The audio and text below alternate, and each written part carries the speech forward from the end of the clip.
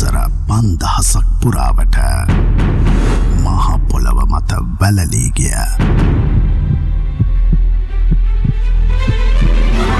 ශ්‍රේෂ්ඨ ශිෂ්ටාචාරයක අභිමානනීය හෙළිදරව්ව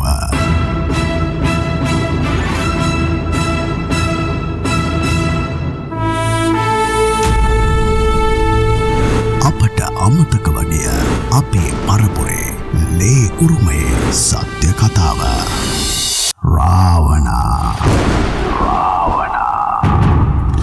ආයුබෝවන් ආයුෂ බොහෝ වේවා කියලා ඔබ සියලු දෙනාටම ප්‍රාර්ථනා කරනවා. සියත රාවණා වැඩසටහන අද වෙනකොට ඊටාම ඉහළ ප්‍රතිචාර ලැබෙමින් පවතිනවා. එන්නම අපිට මගතොටේදී දුරකථනයෙන් අමතලා අපේ පෞද්ගලිකව අපේ පවා හැම කෙනෙක්ගෙම මේට එන වැඩසටහනට එන සම්පත්දායකයින්ගේ ඒ වගේම නිෂ්පාදකතුමාගේ එහෙම නැත්නම් සියත නාලිකාවේ විවිධ සමාජ මාධ්‍ය ජාල ඔස්සේ ඔබේ ප්‍රතිචාර අපිට ලබා දෙනවා. බොහොම ස්තුතියි. ඔබ ලබා දෙන ප්‍රතිචාරය මතයි මේ වැඩසටහන රඳා පවතින්නේ. ඒ නිසා ඔබ ලබා දෙන ශක්තිය අපට ඊටාම වැදගත් වෙනවා. එහෙමනම් අප සූදානම් වෙනවා තවත් වැඩසටහනක් ආරම්භ කරන්න.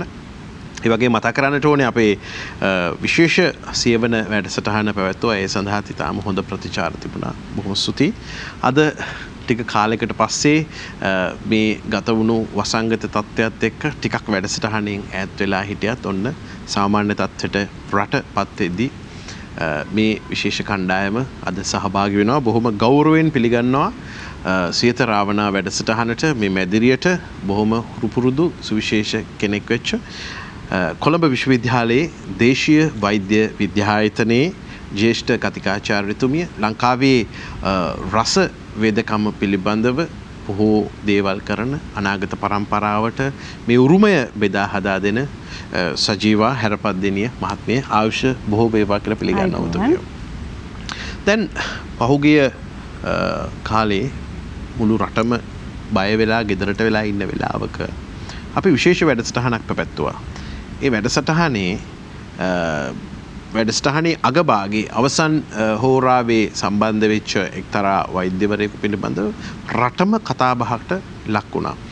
ඒ වගේම අපිට කතා කරමින් ඔහුගේ දුරකථන අංකය පවා ඉල්ලා සිටියා. ලෝකේ වෙනස් කරන්නේ බොහොම පොඩි මිනිස්සු. ඔව් නම් පොඩි මිනිස්සෙක් නෙවෙයි. හැබැයි පොඩි තැනකින් පටන් අරන් මුළු පළාතක්ම වෙනස් කරපු සුවිශේෂ පුද්ගලෙක්. මුලටියන සෞඛ්‍ය වෛද්‍ය නිලධාරීතුමා වෛද්‍ය සුමිත් චන්දන ජයවීර මහත්මයා. ආයුෂ බොහෝ වේවා කියලා පිළිගන්නවා. බොහෝ වේවා. හොඳ ප්‍රතිචාර ඇති මං හිතන්නේ අපි ඉදිරියේදී දැනගමු. මේ වැඩසටහන පුරාම අපි ඊටාම දිගු ගමනක් ඇවිල්ලා තියෙන වැඩසටහන් 100කට වැඩිය. ඒ ආපු හැම වැඩසටහනකදීම මේ මීළඟට මා හඳුන්වා දෙන්න යන සුවිශේෂ පුද්ගලයන් නිරන්තරයෙන්ම කිව්වේ අපි නිර්මාංශ විය යුතුයි. නිර්මාංශ වීමත් එක්ක අපි නිරෝගී වෙනවා. එහෙමනම් අපි ඊළඟට කරන්න ඕනේ දේ තමයි යහපත් සිහියත් එක්ක අපි හරියට හුස්ම ගන්න එක. අපි හරියට හුස්ම ගත්තේ නැත්නම් අපේ ජීවිතේ සමහර වෙලාවට කෙටි වෙන්න පුළුවන්. ප්‍රාණයාම සහ නිර්මාංශ ආහාර රටා උපදේශක ලංකාවේ තියෙන සුවිශාලතම කාය වර්ධන මධ්‍යස්ථානයේ ප්‍රධාන පුහුණුකරු අංගම්පුර උපදේශක ඒ විතරක් නෙවෙයි විශේෂයෙන් මතක් කරන්නට ඕන ලංකාවේ සුවිශාලතම රාවණා දෙවොලේ පෙරමුණේ රාළ ලෙස කටයුතු කරන අපේ හුරුපුරුදු මිත්‍රයා ටෝනි ජයවර්ධන මහත්මයාවත් අවශ්‍ය බොහෝ වේවා කියලා පිළිගන්නවා. බොහෝ වේවා. දැන් අපි බොහොම කාලාන්තරයක් තිස්සේ බොහෝ දේවල් කතා කරා. විශේෂයෙන්ම රස වේදකම, රස බෙහෙත්, රස ශාස්ත්‍රය, ඒ වගේම දේශීය වේදකම මේ සියලු දේවල් කතා කරද්දී ඇතමෙක් මේවා ඉතින් ප්‍රායෝගික නැහැ, මේවා ඉතින් කරලා හරියයිද දන්නේ නැහැ වගේ කියලා දෙගිඩියාවක් තිබිච්ච සියලු දෙනා දැන් දෙහිතක් නැතුව එක හිතකින්ම මේ දේවල් වැළඳගෙන තියෙනවා. මේ පහුගිය අපේ රටේ ලෝකෙම උද්ගත වෙච්ච වසංගත තත්ත්වයක් එක්ක ජ්‍යෙෂ්ඨ කතිකාචාර්යතුමිය අපිට මේක පොඩ්ඩක් පැහැදිලි කරන්න. මේක කොහොමද අපේ ප්‍රායෝගික ජීවිතයට අපි ටිකක් මේවට ඈත් වෙලා හිටියා. දැන් මේවට ලං වෙමින් ඉන්නවා. අපි වවනවා, අපිම වවලා අපි මේව ආහාරයට ගන්නවා. මේ අපේ සුපුරුදු ආහාර රටාවට අපි ඇවිල්ලා තිනවා හිමින් හිමි. අපිට පුළුවන් මේ දේශීය වේදකමේ තියෙන වටිනාකමුත් සමීප කරගන්න මේ තියෙන වසංගත එක්ක ලෝකෙ සියලුම ඉහළින්ම තිබිච්ච අපි වැඳුම් පිදුම් කරපු බටහිර වේදකම බටහිර විද්‍යාව අද බිඳුවටම වැටලා. එතකොට මේකේ වටිනාකම නිකම්ම ඊළටයි. අපි ඒ ගැන කතා කරමු. ඔව් ඇත්තටම මේ දවස්වල අපිට බොහෝ දෙනෙක් කතා කරමින් අහන්නේ මේ ප්‍රතිශක්තිය වැඩි කිරීම සඳහා මොනවද අපි මේ කරන්න ඕනේ, මොනවද අපි දේශීය වෛද්‍ය ක්‍රමෙන් පාවිච්චි කරන්න ඕනේ. කිසිම කෙනෙක් අපිට අහන්නේ නැහැ මේ විදිහට අපි මොකද්ද මේකට ගන්න පුළුවන් වෙනත් ඖෂධ කියලා. හැම වෙලේම අහන්නේ අපේ දේශීය අපි මොනවද තම්බලා බොන්න ඕනේ, අපි මොන විදිහට ඉඳලා හිටලා කතා කරපු කණ්ඩායම විතර නෙවෙයි, දැන් අලුත් ලොකු පිරිසක් මේ ගැන හොයන්න පටන් ගන්නවා. බොහෝ පිරිසක්. අර සුපිරි වෙළඳ සැල් වලට ගියපු අය ගමේ කඩේට ගියා වගේ දැන් අපි දේශීය යුදකමටත් ඇවිල්ලා මේ අය සියලු දෙනා නිකම්ම ඇවිල්ලා. මොකද හැබැයි මේ සම්බන්ධව බොහෝ දේවල් අපි මේ වැඩසටහනෙන්ම කතා කරලා තියෙන මෙවැනි තත්වයක් ඇති වෙන්න පෙර ඉඳන්ම අපි මෙන්න මේ විදිහ ජීවන රටාවකට යන්න ඕනේ. මොකද අපි යන්නේ සම්පූර්ණයෙන්ම වැරදි විදිහකට. ඒක නිසා අපි ඕක ගැන අනන්තවත් මේ වැඩසටහෙන්ම කතා කරලා තියෙනවා.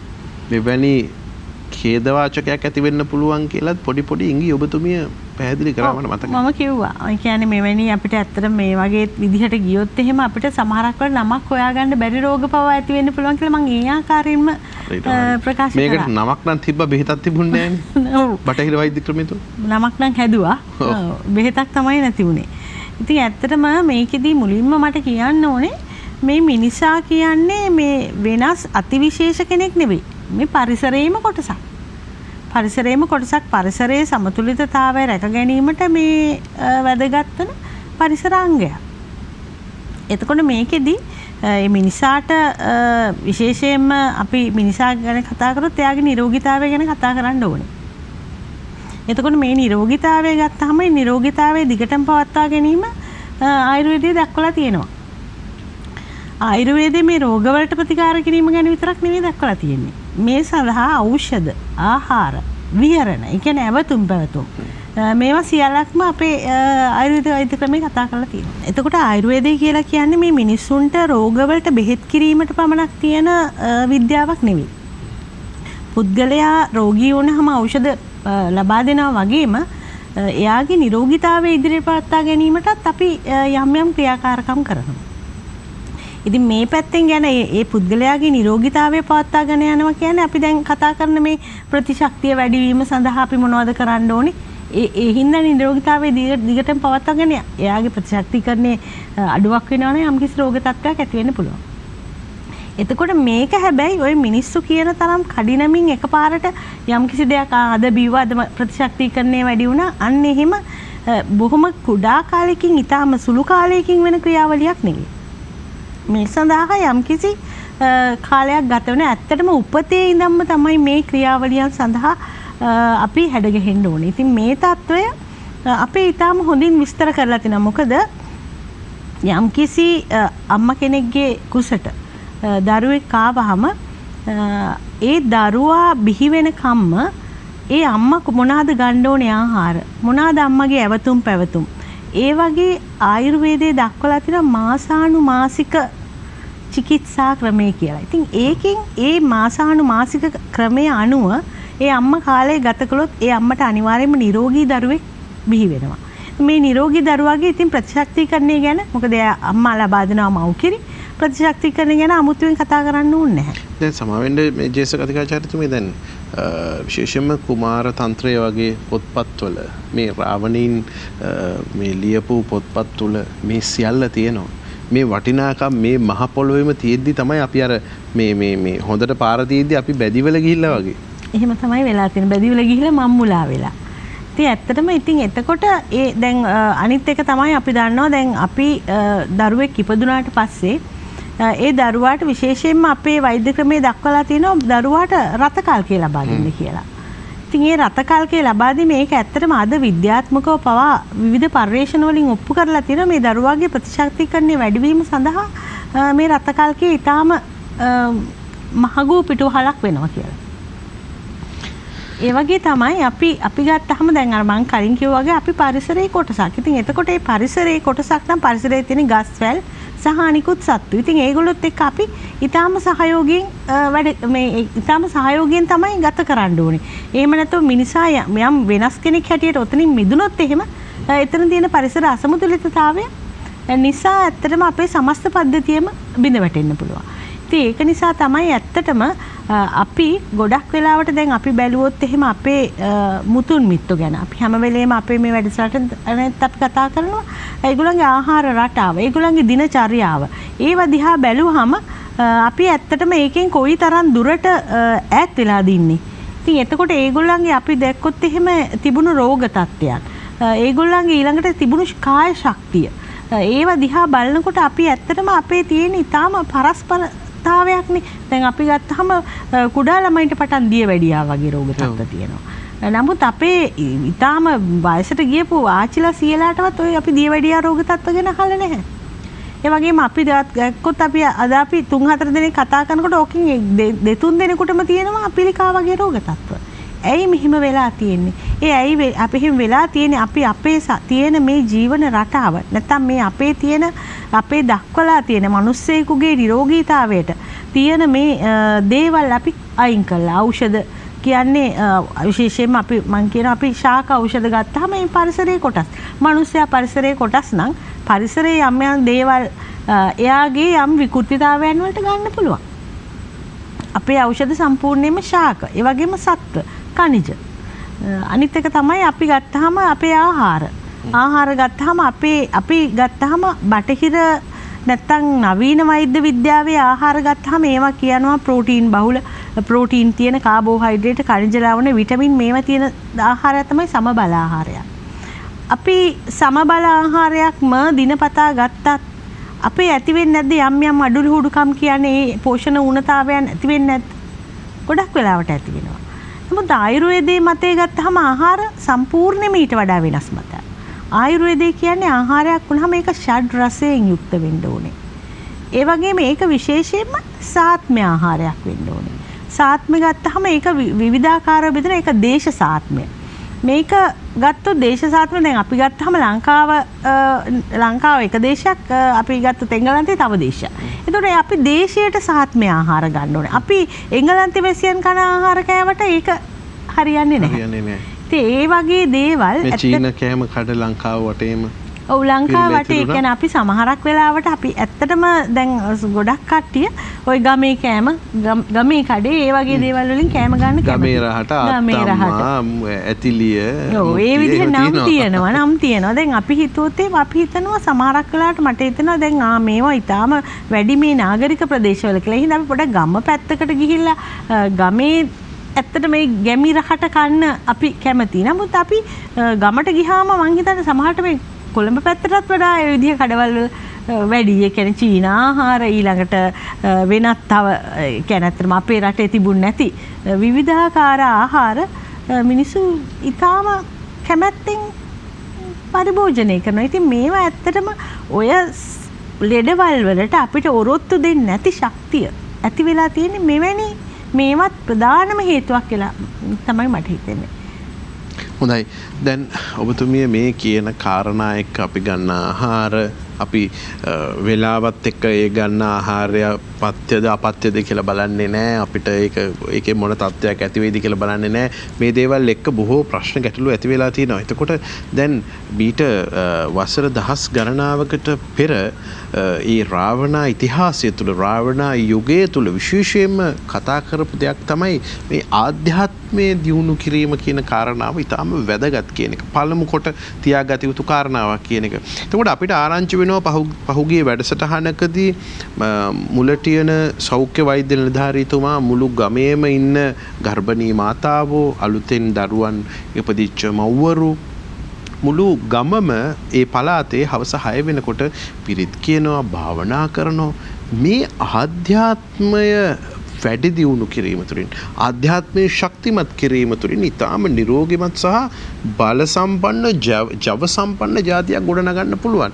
ඒක තමයි මේ යුගයේ අවශ්‍ය වෙලා තියෙන්නේ. අපි ඒ කාරණාව නිසාමයි අද ඔබතුමන්ට ආරාධනා කරන්නේ අපේ වෛද්‍ය සුමිත් චන්දන ජයවීර මහත්මයා අපිට කියන්නකෝ කොහොමද අපි මේ යහපත් ආධ්‍යාත්මය වැඩි දියුණු කරගන්න කියලා. ඇත්තටම මේ වැඩසටහනට ආරාධනා කිරීම පිළිබඳව මම විශේෂයෙන් ස්තුතිවන්ත වෙනවා. විශේෂයෙන් අපේ සියත මාධ්‍යාලය කරන මේ ජාතික වැඩ මෙහෙවරක් කරන්න මං හිතන්නේ රට පහුගිය මාස දෙක කාලය ඇතුළත විශාල වෙනසක් ඔබ ආයතනය මැදිහත් වෙලා රටේ මිනිස්සුන්ගේ ආහාරය මිනිස්සුන්ගේ සිතුම් පැතුම් වෙනස් කරා. ඉතින් ඇත්තටම ඒ වැඩසටහනට අපිට ඇත්තට මේ ආයතනයේ ඒ ජ්‍යෙෂ්ඨ උපදේශකතුමා විශේෂයෙන් අපේ හිතවත් ප්‍රියන්ත කාර්යප්පෙරුම් මැතිතුමා ඇතුළේ රොෂාන්ත කාර්යප්පෙරුම් මැතිතුමා ඒ පවුලේ සියලු දෙනාට මේක අපි පුණ්‍යානුමෝදනා කරන්න අවස්ථාවක් කරගන්නවා. හේතුව රටක් වෙනස් කරන්න, ජාතියක් වෙනස් කරන්න, රටක අනාගතය වෙනස් කරන්න මේ ගෙන යන වැඩපිළිවෙල ඊටාම ඒ සඳහා ලොකු දායකත්වයක් ඔබ ආයතනයේ ලබා දෙන විශේෂයෙන් ඔබතුමාටත් ඒකේ ගෞරවය හිමි වෙනවා. ඉතින් ඇත්තටම ඒ වගේම මම විශේෂයෙන් මෙතෙන්දි මතක් කරන්න මම මේ ස්ථානයේ නියෝජනය කරන්නේ අපේ හෙළසුවේ ආයතනයේ අපේ විශේෂයෙන් අපේ සභාපතිතුමිය ප්‍රියන්තා සේනානායක මැතිණිය එතුමිය හරහා තමයි අපි පෞද්ගලිකව ගත්ත දැනුමක් නොවේ මේක එතුමියගේ අධ්‍යාත්මික ශක්තියත් එක්ක එතුමිය භාවනා කරලා කියාණ්ඩු ආරණ්‍යයේ කුඩා කාලේ ඉඳලා භාවනා කරලා ගත දැනුම ඒ සම්‍යක් දෘෂ්ටික දෙවිවරුන්ගේ ලැබෙන දැනුම ඒක තමයි එතුමිය හරහා අපිට ලැබෙන්නේ. ඒක තමයි අපි මේ සමාජගත කරමින් මේ කාර්ය ගොඩක් දුරට කරන්නේ. ඉතින් ඇත්තටම එතෙන්දී විශේෂයෙන් මම මෙතෙන්ද කියන්න කැමති අපිට දැන් පහුගිය වැඩසටහන දැන් අපි රූපවාහිනී වැඩසටහන් බලනවා. විවිධ වැඩසටහන් විවිධ නාලිකාවල. නමුත් අපි බලලා ඊට පස්සෙන් දෙනකොට ඒ වැඩසටහන බැලුවා අතීතයට ගියා ඉවරයි. නමුත් මේ රාවණා වැඩසටහන බලපු ප්‍රේක්ෂකයෝ දහස් ගණනක් පිරිසක් අපිට කොහෙන් හරි නම් දුරකථන කතා කරලා හොයාගෙන අපිට කතා කරා. කතා කරලා ඒගොල්ලෝ ආහාරය වෙනස් කරා. රටක් වෙනස් වෙන තැන් ආහාරය වෙනස් කරා. ඒගොල්ලගේ විශේෂයෙන් ගොවිතැන පටන් ගත්ත පාරම්පරික අපේ දේශීය හෙළ ගොවිතැන ඒ පළාත්වල පටන් ගත්තා. ඒ වගේම ඒගොල්ලා අධ්‍යාත්මීය පැත්ත ගැන විශාල උනන්දුවක් තිබුණා. විශේෂයෙන් ගර්භණී මාතාවන්ගේ කුසල් සහිත දරුවෙක් රටට දායාද කිරීම සම්බන්ධ ගොඩක් ප්‍රශ්න ඇහුවා. අපිත් එක්ක කතා කරා. ඉතින් මං හිතන්නේ මේ වැඩසටහන තුලම මේ රට විශාල පිරිසක් දහස් සංඛ්‍යාත පිරිසක් යම් වෙනසකට භාජනය වෙනවා. ඉතින් අපි ඒක තමයි අපි මාධ්‍යයෙන් වෙන්න ඕන මං හිතන්නේ. මොකද අපිට අපි දේශපාලන වැඩසටහනක් හෝ මොනවා වැඩසටහනක් බලලා ලෝභය, දේශය, මෝහය තුල අකුසලයක් රැස් කරනවට වඩා මෙතන අපේ කුසල් ඉස්මතු වෙච්ච වැඩසටහනක් බවට පත් වුණා. ඒක නිසා මම දකින්නේ අපි අපේ ඉතිහාසය රාවණා යුගයේ එතනින් පස්සේ ගෞතම මුනීන්ද්‍රයන් වහන්සේගේ ලංකා ගමනේ ඊට පස්සේ කාලය වෙනස් වෙච්ච අපේ ඒ සිව්හෙලේ තිබිච්ච ඒ උරුම වෙච්ච දක්ෂතාවය තවත් ඔප්නෑන් වුණා අපේ බුදුදහමෙන් බුද්ධ ශක්තියෙන් ඒ ඔප්නෑන් වුණු ඒ අතීතය නැවත මෙනෙහි කරන්න ලැබීම මම හිතන්නේ ලොකු භාග්‍යයක්. ඉතින් ඇත්තටම එතෙන්දී අපේ ඉතිහාසය ගත්තොත් පරාක්‍රම බහුල රජතුමා ගත්තොත් කෝටි 6කට කැම දීපු රජතුමෙක්. දැන් අපි අද අපේ රටට ආහාර ටිකත් මදි කහ ටික පිටරටින් ගේනවා කොත්තමල්ලි ටික පිටරටින් ගේනවා. නමුත් පරාක්‍රම බාහු රජතුමා කෝටි 6කට කහවල ගණන් ඇහුවා මිනිස්සු ඔලුව කහන්න පටන් ගන්නවා. ඔව් එතනම මම කෘෂිකර්මයෙන් බැලුවම ටොන් 7000ක් ලංකාවට 7000ක් අවශ්‍යයි 5000ක් ආනයනය කරනවා. ඉතින් 2000යි අපේ රටේ හදන්නේ මොන තැන වගා කරත් කහ ටික හැදෙනවා. දැන් ප්‍රශ්නේ තියෙන්නේ දැන් ඔක්කොම වැඩ නවත්තලා කහව වන්න පටන් ගනිත් දන්නේ නැහැ. ඒකත් පොඩි ප්‍රශ්නයක් නේ. එක පැත්තකට අන්තයට යනවා. නමුත් එතනදී අපේ ඒ පරාක්‍රම බහුරතුමාගේ සමුදාය 20 ලක්ෂ 21ක් සේනාව හිටියා. ඉතින් ඒ වගේ ප්‍රෞಢ ඉතිහාසයක්, ඒ වගේ තාක්ෂණයක්. එතකොට දැන් එතන වැදගත් කාරණයක් තමයි ඒ කාලේ දැන් කවුරුවත් අහන්නේ මේ කෝටි 6කට සහල් වගා කරේ මොන තාක්ෂණයද කියලා. නෑ ඒකල් තාක්ෂණයක් තිබුණානේ. අපේ පාරම්පරික හෙළ තාක්ෂණයක් තිබුණා.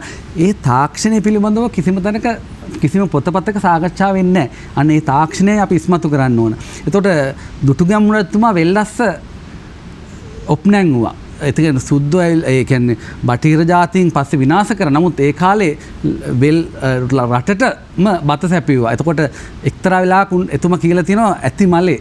ඒ කියන්නේ ඇති තිස්ස ඒ කියන්නේ සහෝදරයට කියලා දැන් වගා කර ඇති.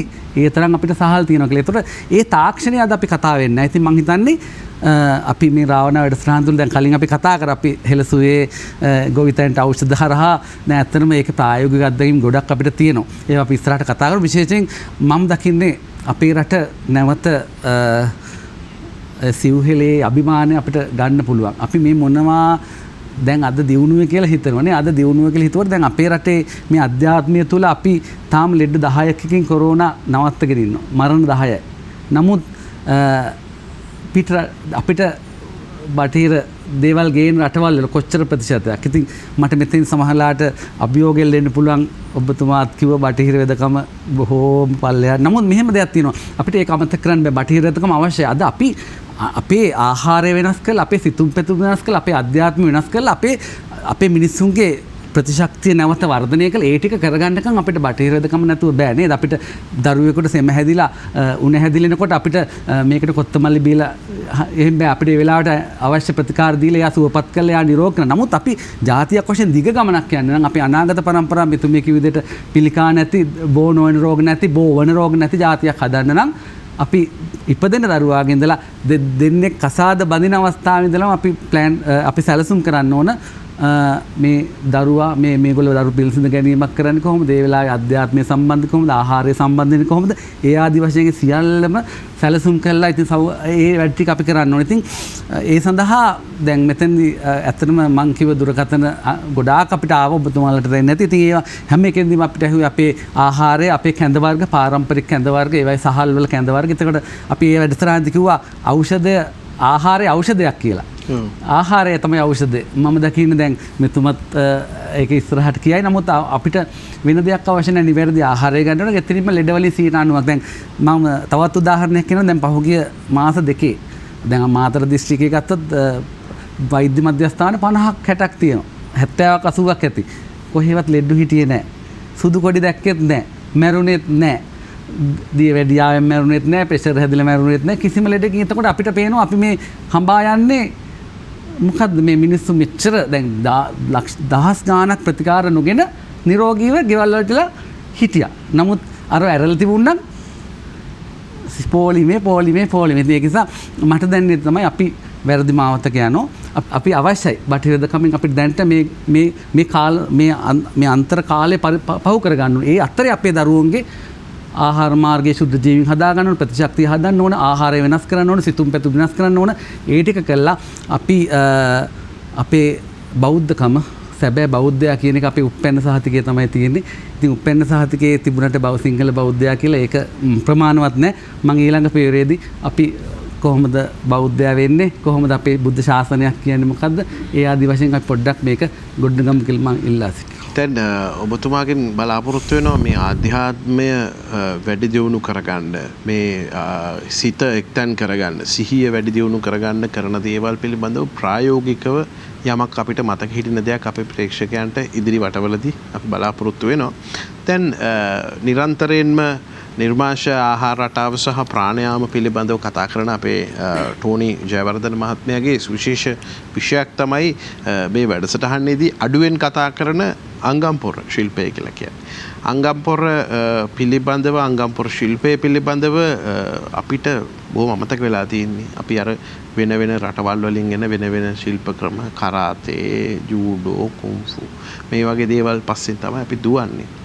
අපේ මේ හෙළ සටන් ක්‍රම, මේ අංගම්පොර ශිල්පය වගේ දේවල් දැන් එන්නම අභාවයට යනවා. මේ වෙනුවෙන් මොකක් හරි වැඩපිළිවෙලක් නැද්ද? මේ හුඟක් අය දැන් මේ වෙනසත් එක්ක, මේ වසංගතයත් එක්ක මිනිස්සුන්ගේ සිතුම් පැතුම් වෙනස් වෙලා තියෙනවා. දරුවන්ට මේක කියලා දෙන්න කැමැත්තෙන් ඉන්නවා. මේ අයට නැද්ද සහනයක්? දැන් ඔබ නිරන්තරයෙන්ම කියන නිර්මාංශ වෙන්න, ප්‍රාණයාම කරන්න කියලා. මේ සටන් කලාව පිළිබඳවත් වටිනාකම් මේක ඇතුලේ තියෙන්නේ ආධ්‍යාත්මය වැඩි දියුණු කිරීම. බැරිද මොන හරි මේ වෙනුවෙන් කරන්න ඔබට? ඔව් සංඝ විද්වත්තු දෙපළගෙන් අවසරයි. මම වැඩසටහන පටන් ගත්තා. වැඩසටහන පටන් ගන්නේ මගේ පෞද්ගලික අදහසක් මත තමයි මම මේක කරන්නේ. අදාළ ප්‍රවීණයන්ගෙන් මේක අහගෙන මම ඉදිරියට යන්න හදනවා. මම වැඩක් කරන්න හදන්නේ මොකද්ද? දේශීය අංගම්පොර ඉතිරි වෙලා තියෙන, අපි මේකට අංගම්පොර කිව්වට මීට කලින් කිව්වේ මේකට ඇඟමුර සටන් කියලා. ඇඟමුර සටන් මේක තමයි අපේ ජාතිය කොඳු නාරටිය උනේ. සුද්දන්ගෙන් අපි මේ රට ආරක්ෂා කරගත්ත, අපේ බුදුදහම ආරක්ෂා කරගත්තේ. සුද්දා එනකොට ආයුධත් එක්ක අපි සටන් කරලා මේ දේශය රැකගත්තේ අපේ තියෙන මේ මහා අධ්‍යාත්මික ශක්තියත් සමග අපේ ඇඟේ ඇතුලේ තිබුණ මේ මහා පිරිමිකම සහ ඒකට තිබ්බේ මනා පෞරුෂය. ඒක හම්බුනේ මේ විශ්වයෙන්. ඉතින් මේක ගුරුවරුන් හර ආවා. 1818 ඉතින් පස්සේ කැරල්ලෙන් පස්සේ 1819 වගේ වෙනකොට මේක සුදලිය සහ මරුවල්ලිය කියන પરම්පරා දෙකට තමයි ඉතුරු වෙන්නේ අන්තිමට.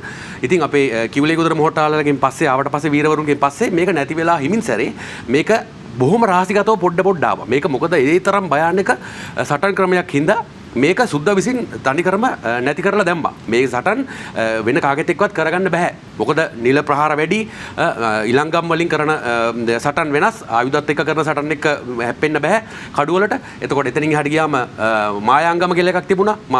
සතුරාව මෙල්ල කරලා කරන අංගම එකට කියන්නේ. ඉතින් ඊට පස්සේ ඔය වගේ අපි දිගටම ඇවිල්ලා කාලයක ඇවෑමෙන් මේක නැති වෙලා මේක ආවා.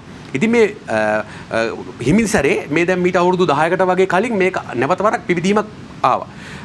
එතකොට මේ මම හිතනවා ඒක අපේ රාවණ දෙව්ලහරා තමයි මේක නැවත වරක් පිබිදීමක් ආවේ. අපි මේක උඩට ගන්න ගොඩක් උත්සාහ කරලා තියෙනවා.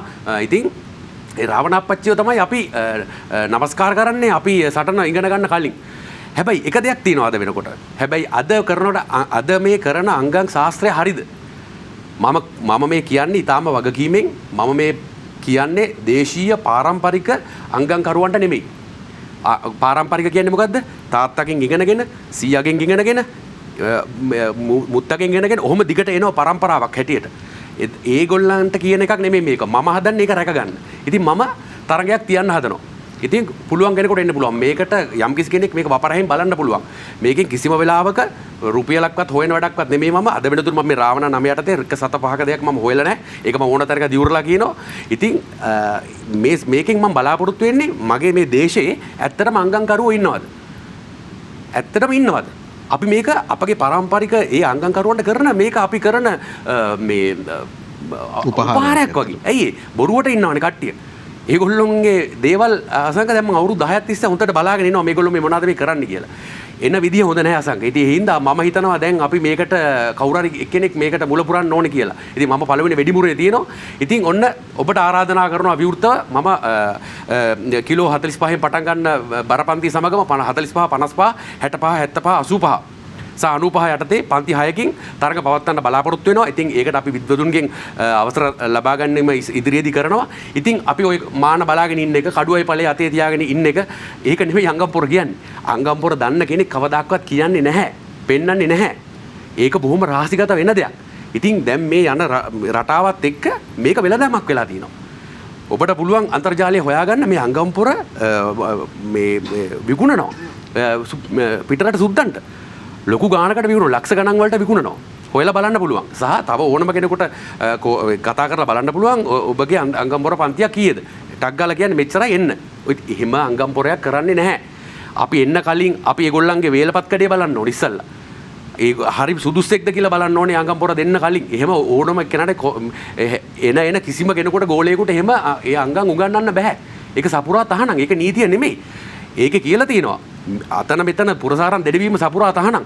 සත්පුරුෂයෙකුට ඇරෙන්න මේ අංගපොර ඉගෙනීම සපුරා තහනම්. එහෙම වුණොත් තමාගේ වර්ගයාගෙන්ම සටනට අනිවාර්යයෙන්ම දඬුවම විඳිය යුතුයි.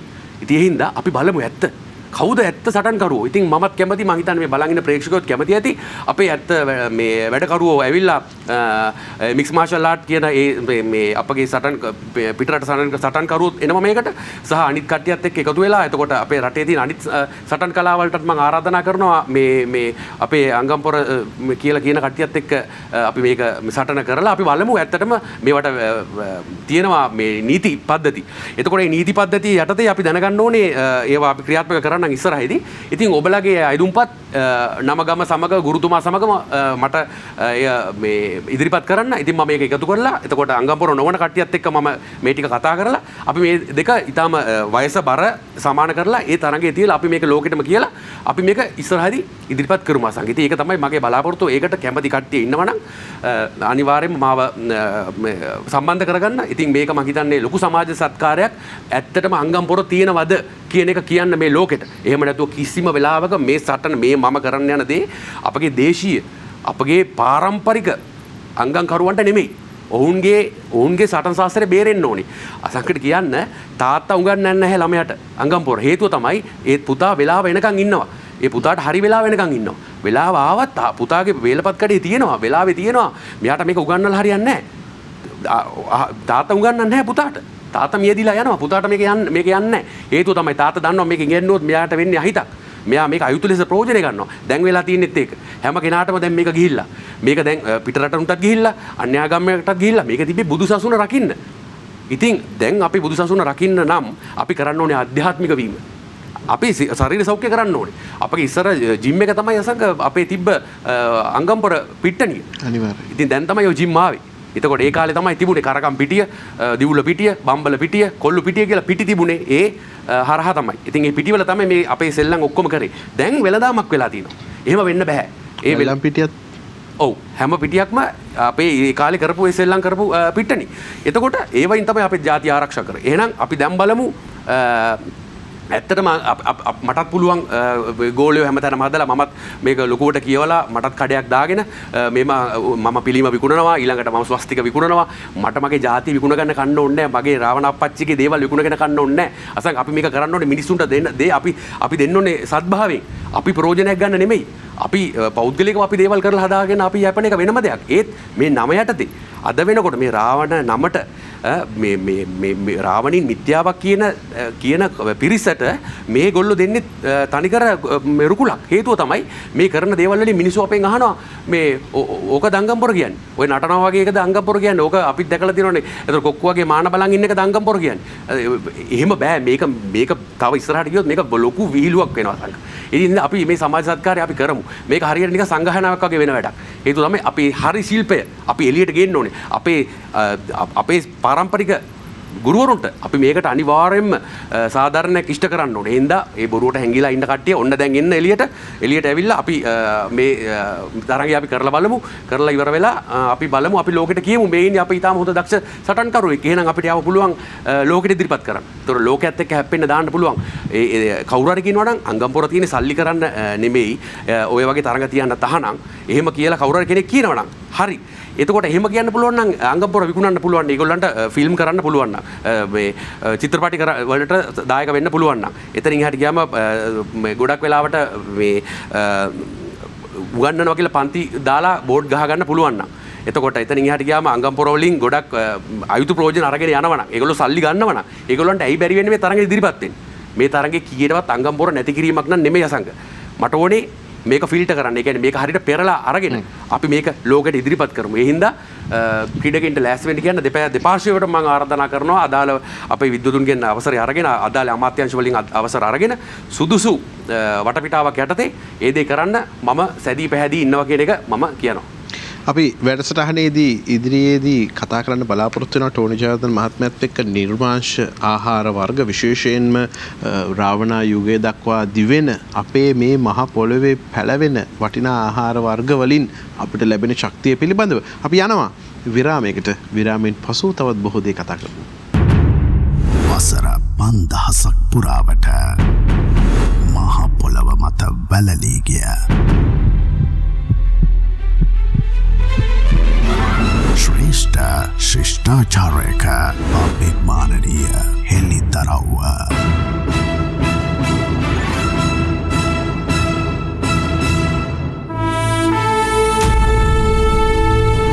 අපට අමතක වගේ අපේ පරපුරේ ලේ උරුමයේ සත්‍ය කතාව රාවණා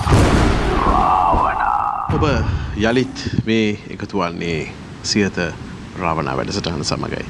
විශේෂයෙන්ම කිසිම ලාභ ප්‍රයෝජනයක් නැතුව ඔබ වෙනුවෙන් ඉදිරිපත් කරන මේ වැඩසටහනේදී අපි ඊටාම ගෞරවයෙන් සිහිපත් කරන්නට ඕනේ කෘතවේදී වන්නට ඕනේ වොයිස් ඔෆ් ඒෂියා මාධ්‍ය ජාලයේ ගරු සභාපති රොෂාන්ත කාර්යපෙරුම මැතිතුමන්ව සිහිපත් කරනවා මේ සියත රූපවාහිනියේ ඉහළ කළමනාකාරීත්වය හිමිකාරීත්වය ඒ වගේම අපේ ජ්‍යෙෂ්ඨ උපදේශකතුමා ප්‍රියන්ත කාර්යපෙරුම මැතිතුමා නිරන්තරයෙන්ම මේ වැඩසටහන මේ ඔබ දැන් අපත් සමග නරඹමින් ඉන්න වැඩසටහනත් ආරම්භ කරන්න පෙර එතුමාගේ එකම අභිප්‍රාය අනාගත පරම්පරාව වෙනුවෙන් අද ජීවත් වෙන අපි යමක් කරන්නට ඕනේ. එයයි ඒ හැරෙන්නට අපි කිසිම දෙයක් මෙයින් බලාපොරොත්තු නොවන කාරණාව මේ විද්වත් මණ්ඩලය ඉදිරියේ එතුමන් සඳහන් කරනවා. ඉතින් මේ යහපත් අරමුණ කරා යන ගමනේදී සියත සියලුම කාර්ය මණ්ඩලය විශේෂයෙන්ම අපේ ආරම්භයේ සිට මේ වැඩසටහන් මාලාවම සම්බන්ධීකරණය කරන සජීව බාලසූරිය මහත්මයාවත් ඉතාම ගෞරවයෙන් සිහිපත් කරනවා. ප්‍රේක්ෂකාරයේ ඉන්න ඔබ ඇතුළු මේ වැඩසටහනට සම්බන්ධ වෙච්ච සම්පත්දායකයින් සියලුම දෙනා අපි ඉතාම ගෞරවයෙන් සිහිපත් කරමින් අපි සූදානම් වෙනවා දෙවන වටේ කටයුතු සාකච්ඡාව ආරම්භ කරන්න. කොළඹ විශ්වවිද්‍යාලයේ දේශීය වෛද්‍ය විද්‍යායතනයේ ජ්‍යෙෂ්ඨ කතිකාචාර්යතුමිය සජීවා හැරපද්දනිය මහත්මිය ඉන්නවා. කොහොමද කතිකාචාර්යතුමිය දැන් විශ්වවිද්‍යාල කටයුතු ආරම්භ කළාද? ගුරුවරුන් එකතු වෙලා සියල්ල සූදානම් වෙනවද කටයුතු ආරම්භ කරන්න? විශ්වවිද්‍යාල කටයුතු කියන්නේ ඇත්තටම අපි දැන් අන්තර්ජාලය පාවිච්චි කරලා අපි ඔන්ලයින් ක්‍රමයට දරුවන්ට දේශන පවත්වනවා. මේකෙදී ඉතින් අපිට ඇත්තටම තියෙන ලොකුම අභියෝගය තමයි අපේ ප්‍රායෝගික කටයුතු. මොකද ප්‍රායෝගික කටයුතු ගොඩක් වෙලාට දැන් රෝගීන් එක්ක කරන දේවල් අපිට ඒක අන්තර්ජාලය තුලින් සිදු කරන්න අමාරුයි. ඒ වගේම අනිත් එක තමයි දැන් ඖෂධ නිෂ්පාදනය. ඖෂධ නිෂ්පාදනය ගත්තාම ඒකෙදී අපිට පියවරවන් ටික පෙන්වන්න පුළුවන් වුණාට නමුත් ඒ බෙහෙතේ පදම ඒ බෙහෙතේ ස්වරූපේ ඒක දරුවන්ට හදලම තමයි දැනගන්න පුළුවන්. අන්න ඒ විදිය වගේ සුළු ප්‍රශ්න තිබුණත් ඇත්තටම අපි විශේෂයෙන් මේ අන්තර්ජාලය පාවිච්චි කරලා දරුවන්ට මේ දේශන පවත්වනවා. ඉතින් ඒක ඇත්තටම ඉතා හොඳයි. මොකද දරුවෝ නිකන් ගෙදර ඉන්නවට වඩා ඒගොල්ලන්ට යම්කිසි අධ්‍යාපන කටයුතු සිදු කරන්න පුළුවන්. ඒක නිසා ඒ ක්‍රමයෙන් තමයි දැන්ට දේශන පවත්වන්නේ. දැන් එතකොට ડોක්ටර් අපිට විශේෂයෙන්ම අවශ්‍ය වෙනවා මේ රස වෙදකම රස ශාස්ත්‍රය පිළිබඳව බොහෝ වටිනාකම් තියෙනවා. ඒ පිළිබඳව කොච්චර කතා කළත් ඇති වෙන්නේත් නැහැ. මම හිතන්නේ ඒ දැනුම බෙදා දීම ඔබ දිගටම කරනවා, දිගින් දිගටම කරනවා. දැන් අන්තර්ජාලය ඔස්සේ මේ දවස්වල කරනවා කියලා කිව්වා. අපි පොඩ්ඩක් ඒ පිළිබඳව පැහැදිලි කිරීමක් කරමු. මොකද මේ ඇතැම් කණ්ඩායම් අහනවා මොනවද රාවණ මේ රටට කළේ? රාවණ මොනවද කරලා තියෙන්නේ? ඔන්න එකක් අපි කියන්න හදන්නේ. ඔව් ඇත්තටම අපි රස ශාස්ත්‍රය ගැන කතා කරනකොට අපේ ඓතිහාසික අපේ පරපුර ගැන කතා කරනකොට ඒකෙදී රාවණ රජතුමා තමයි ඒකේ මූලිකයා. ඒ කියන්නේ රස ශාස්ත්‍රය ඇත්තටම අපිට අපේ රට නෙවෙයි මං හිතන්නේ මේ ශාස්ත්‍රයේම ආරම්භය රාවණ රජතුමාගෙන් තමයි සිද්ධ වෙන්නේ. ඉතින් එතකොට අපි මේකේ ඉතිහාස කතාව සිදු කරලා තියෙනවා. කොහොමද රාවණට මොනතරම් බලයක්, ඒ කියන්නේ රස ශාස්ත්‍රයේ බලයෙන් රාවණට තිබුණාද? අපි දැන් රාමායනය කියවනකොට අපි දන්නවා දැන් රාවණ රජතුමා දැන් ඉන්දියාවට සීතා ගෙනීමට ගිහිල්ලා තියෙන්නේත් ගුවන් යානයකින්. ඉතින් ඒකේ ඉන්ධන හැටියටත් රසදිය පාවිච්චි කරලා තියෙනවා. මොකද රස ශාස්ත්‍රයේ ප්‍රධානම ද්‍රව්‍ය තමයි රසදිය. ඉතින් අපි සාමාන්‍යයෙන් රසදිය ගැන කිව්වහම විවිධ විශේෂයෙන්ම අපේ නවීන විද්‍යාවේ අපිට විවිධ බාධක තියෙනවා. මොකද ওই තරම් විෂ දෙයක් කොහොමද රෝගීන්ට පාවිච්චි කරන්න කියලා. නමුත් ඇත්තටම අපි ඒකෙදී ඒ ඖෂධය ඒ රසදිය පාවිච්චි කරනකොට ඒක පාවිච්චි කරන්නේ මේ හැමම ගත්ත රසදිය නෙවෙයි. ඒකේ යම් යම් විවිධ සංස්කරණ වලට භාජනය කරනවා. සංස්කරණයට භාජනය කළා ඒකේ ස්වරූපය සම්පූර්ණයෙන්ම වෙනස් කරනවා.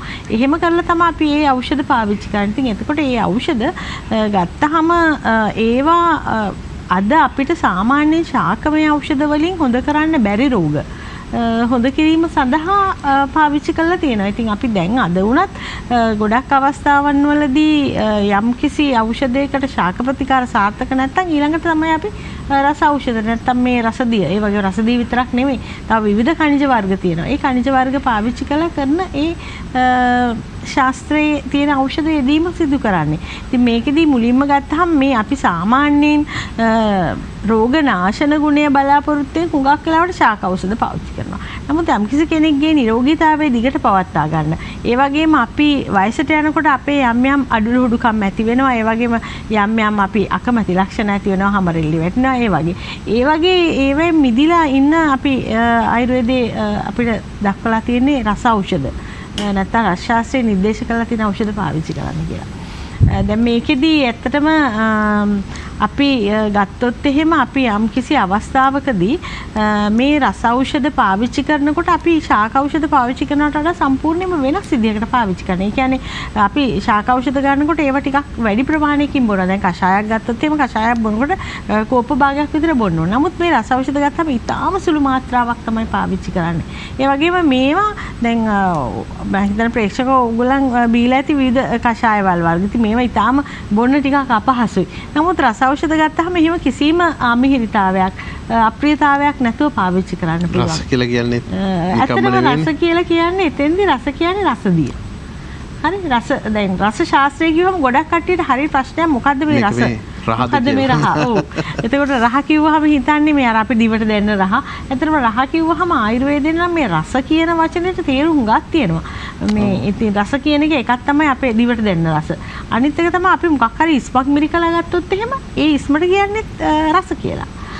ඒ වගේම දැන් අපි ඔයගලන්ට අපේ කනට ඇහෙනවා නම් හොඳ ලස්සන මිහිරි සංගීතයක් අපි ඒකත් රස කර්ම රසායනය කියලා කියනවා. ශෘංගාර රසයක්. ඉතින් එතකොට නමුත් මෙතෙන්දී රස ශාස්ත්‍රයේ රස කියන්නේ ඊට වඩා සම්පූර්ණයෙන්ම වෙනස් දෙයක්.